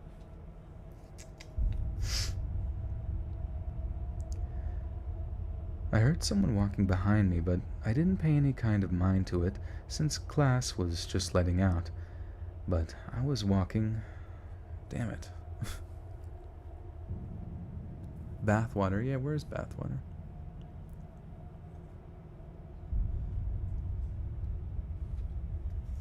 My bathwater. I would like to take a bath. That'd be nice. Be sure to sit underneath the tub to collect all the drippings. But I was walking, I could hear... Wait. But as I was walking, I could hear the steps go. Okay. Dude, this first fucking sentence made no sense. I heard someone walking behind me, but I didn't pay any kind... I see. I heard someone walking behind me, but I didn't pay any mind to it since class was just let out. But as I was walking, I could hear the steps getting closer, so I started to pick up my walking speed. At this point, I could tell someone was following me, and I was afraid to look back. As the footsteps increased and got faster, I started running as fast as I could. Now let me tell you, I'm not athletic by any means. Somehow, though, adrenaline probably, I was able to sprint to my dorm building, hearing someone still running behind me, and I thankfully already had my key card out to get into the building, and I swiped it on the door and slammed it behind me. Looking up from slamming the door, I see someone who's probably about 10 feet away from the door staring at me. Even though through the person's hoodie that was up, and even though through the person's hoodie that was up and I couldn't... Oh.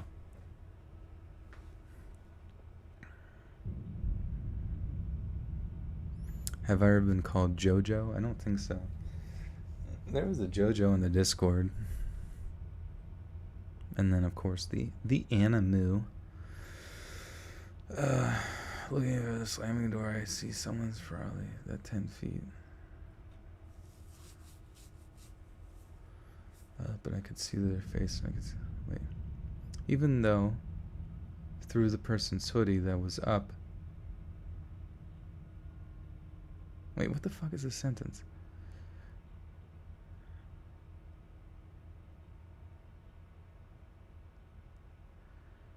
Even through the person's hoodie that was up,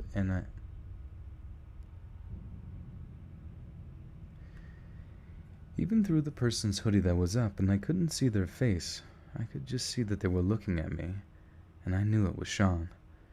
Not wasting any more time, I got to the RA that was up that night, bawling and telling him what had just happened. He called the police, and I told them everything that happened, but they basically said they couldn't do anything since I didn't see his face, even if I thought it was Sean, and maybe I was just paranoid since it was nighttime and I was walking by myself. After all this, I called my friend and told her what happened, and she never went out of town again if I had my late-night classes. I eventually decided college wasn't for me, and I dropped out. I moved back to my home state and went to cosmetology school and became a hairdresser. I still haven't dated anyone yet, though. Maybe it's the fear of something like that happening again. I'll never know. I do know that I'm super careful with who I talk to now, and who I give my social media and phone number to. English 100. English for 100, sir. Jensen, where do you think you're going, Mr. The Mysterious Mister? Dude, now that's a YouTube name for you right there. You have a niece and nephew named Jojo? They're both named Jojo? What the fuck? That's kind of awesome. Jensen, you naughty poop. You can't spam in the chat or you get lashings with a wet noodle. How do I don't know. Hide, yeah, whatever. Stinko. Do I listen to classic rock? Yeah, I like classic rock. Owner of a lonely heart. Owner of a lonely heart. So much better than Doug, what did you miss? You missed everything, Deborah. Where were you? You have some crazy X stores. You proofread your stories. Do I get a star on my forehead? On your forehead? Yeah. Star on your forehead stamped. And a chip. You get a microchip in your hand. All right. Believe in a thing called love. I don't think that's classic rock, is it? If the song I Believe in a Thing Called Love is classic rock, I will be really sad and feel mildly elderly.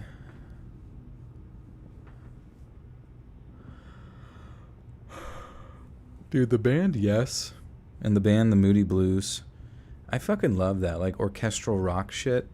Those are just, like, some of the most, like, talented, you know, rock artists, I feel like. Because, I don't know, just their arrangement of everything is so complex. Let the bodies hit the floor. I don't think that's classic rock either, dude. At least I hope not. I don't know. Maybe at this point, it's like enough time has gone by. I remember I started to hear like Foo Fighters and Red Hot Chili Peppers on classic rock, and that made me feel old, where I was like, no, this used to be just on the rock station, and now it's on the classic rock station. Hannah, be sure to go pee-pee. Someone needs to hold her hand.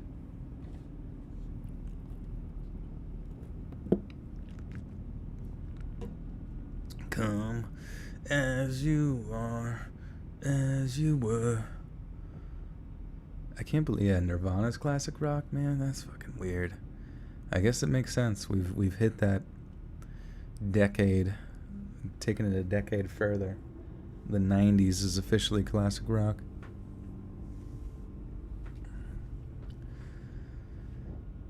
Okay, I wanted to share a scary... Okay.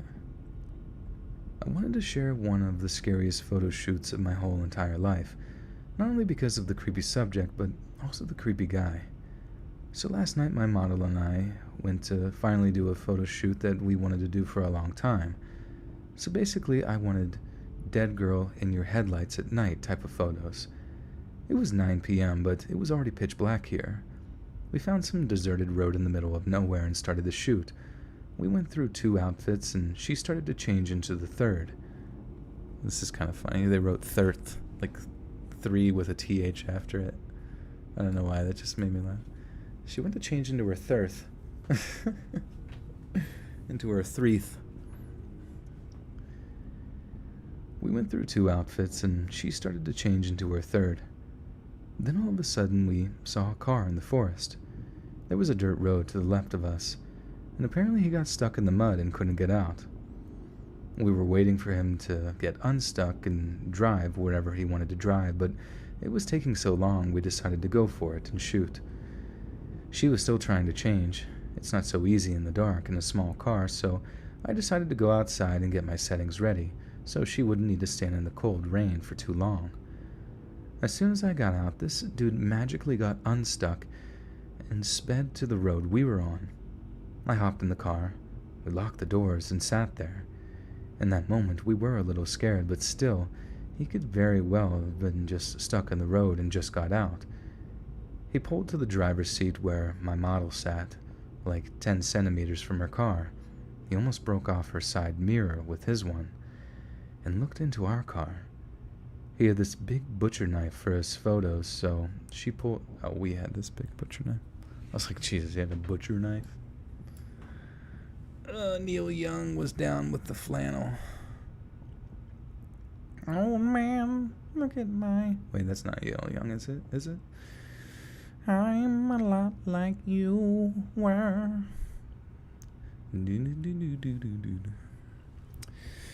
Lewis says, I gotta take a dump, but I'm at work, and I know it's gonna be one of those dumps where I gotta shower afterwards. Jesus. Don't they have a bidet? A bidet on hand? You could bring one with you. Cobain was the best thing for David Grohl's career. Sorry, but it's not untrue. Oh, like... Well, I mean, he was the drummer, right, for that crew, and then... I don't know the story, honestly. New energies. Found. Acquired. We had this big butcher knife for photos, so she pulled it out from her bag and showed it to him, and that's when he sped off. We decided to go the opposite way in case he decided to block the road or something, but we were met with a dead end and had to go back. When we went to that place that we met, this creep, he was in the same spot as before, pretending to be stuck again. So we sped right past him and called the police, because we thought that he could just be waiting for somebody to go up to him and offer help, and then potentially harm them.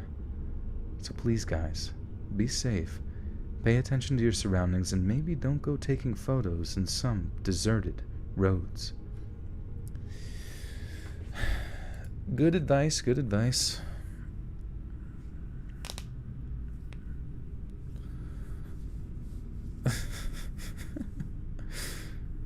Pee pee poo poo. Oh my god. I love you. You love me. Oh, fucking bollocks. Shark Week does suck. Dude, Shark Week's getting worse. I feel like every year. Well, actually, Shark Week was sick when I was younger. Like, it was cool because there was like shark documentaries on nonstop. Even if they were repeats, they were just nonstop, 24/7 shark action. And then as time had gone on, it was like Shark Week essentially was just like, oh, we've got new programs related to sharks every night this week at 8 p.m. And it's like, bitch, this is not fucking Shark Week. Fuck you, Discovery Channel.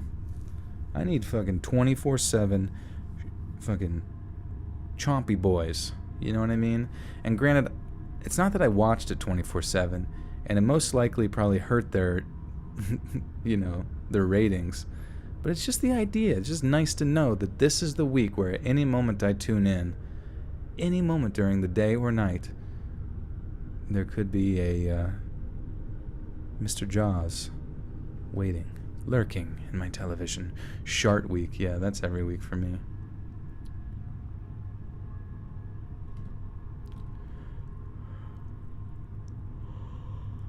One more story. I've got another story.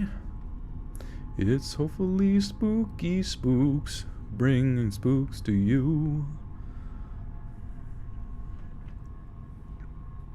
Okay, so it's short and not the most interesting story, but it did freak me out at that time and pretty much still to this day, and I thought I could share it here. It was a few years ago.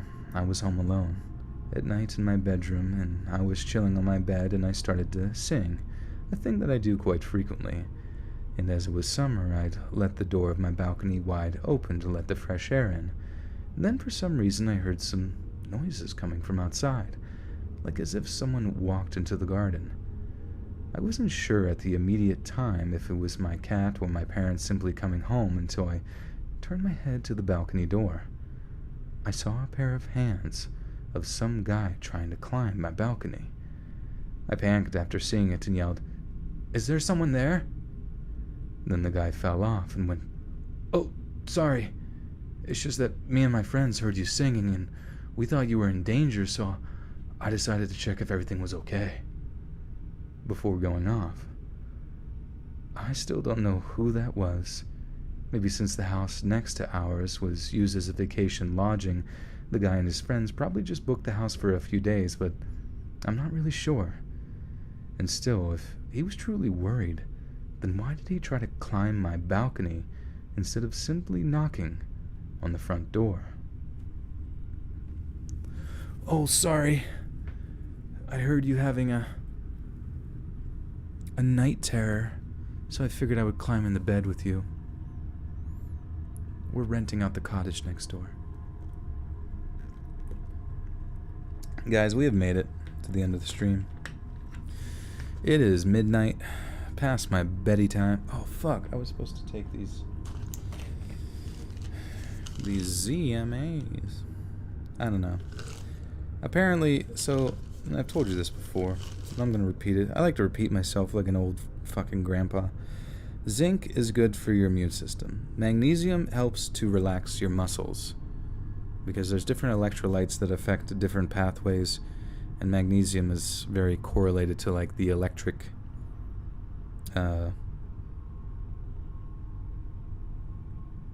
conductivity, I guess, of your muscles. And vitamin B6, I don't even fucking know. But if it helps me sleep, I'm down with the sickness.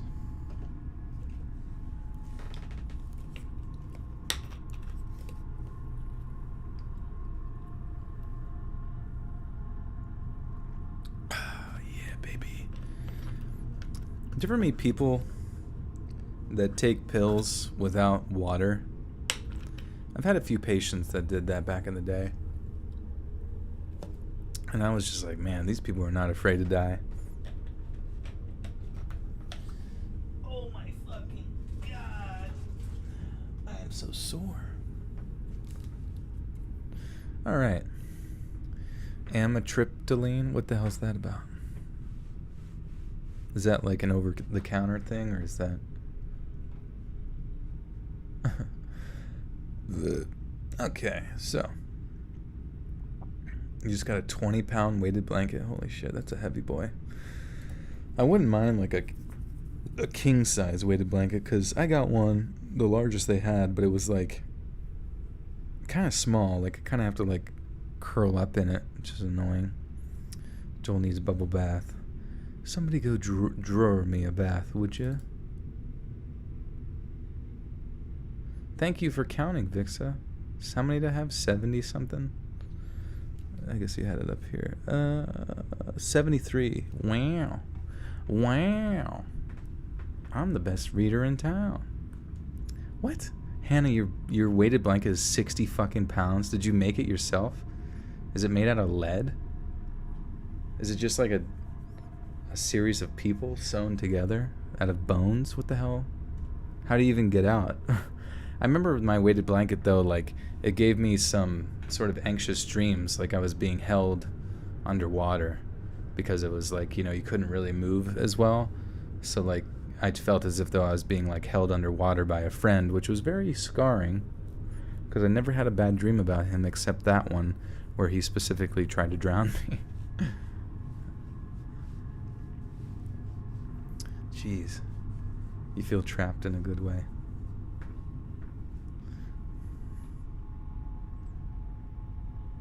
I would like one that's really heavy. How big is it? Is it king size? Is some king shit? You want to, yeah, does it help with anxiety? I think so. It's kind of like whenever you wrap your, like dogs have like weighted vests that help them with like thunder, with their thunder thighs. Just kidding, with like thunderstorms and shit. It helps with their anxiety with that, so it should help people with their need to be swaddled like they're still inside of their mother's womb. Hey friends, thanks for listening. Click that notification bell to be alerted of all future narrations.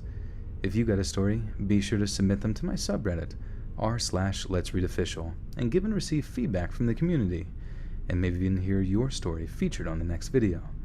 And join a live stream? Is that what they're called? And join a live stream to catch an invite to my Discord. And if you want to support me even more, grab early access to all future narrations for just $1 a month on Patreon, and maybe even pick up some Let's Read merch on Spreadshirt. And check out the Let's Read podcast, where you can hear all these stories in long compilation form and save huge on data, located anywhere you listen to podcasts. Links in the bio. Thanks so much, friends. And you guys gotta think of something funny. Weighted blankets. What is that enticing witchcraft? Get your zinc on. Get your zinc on. Get your zinc on. Get your zinc on. Is that your chick?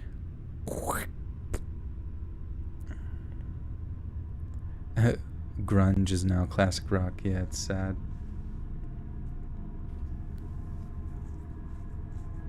And remember, nobody's typing it. Somebody tell. And remember, bonk, go to horny jail. And remember, bonk, go to horny jail. That would be good, I think.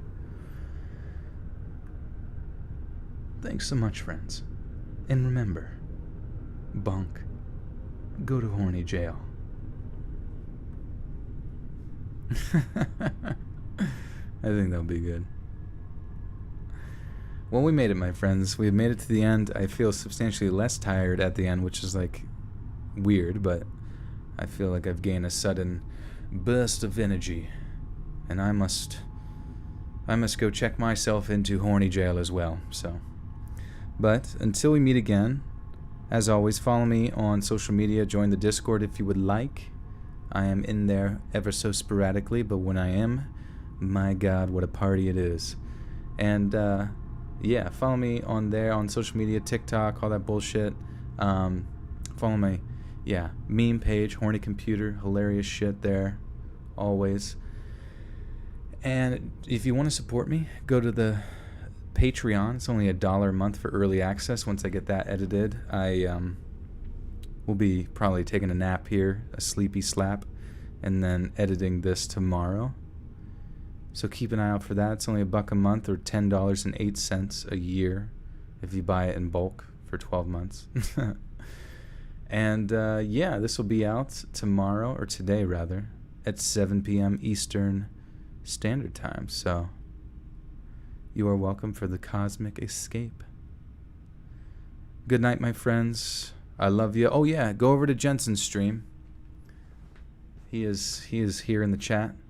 He can link you to his channel, and go have fun with him. If you're still feeling like you want a little after party action, you know what to do. All right, friendos. Adios. Love you. Stay safe out there. Be good to each other, and see you soon.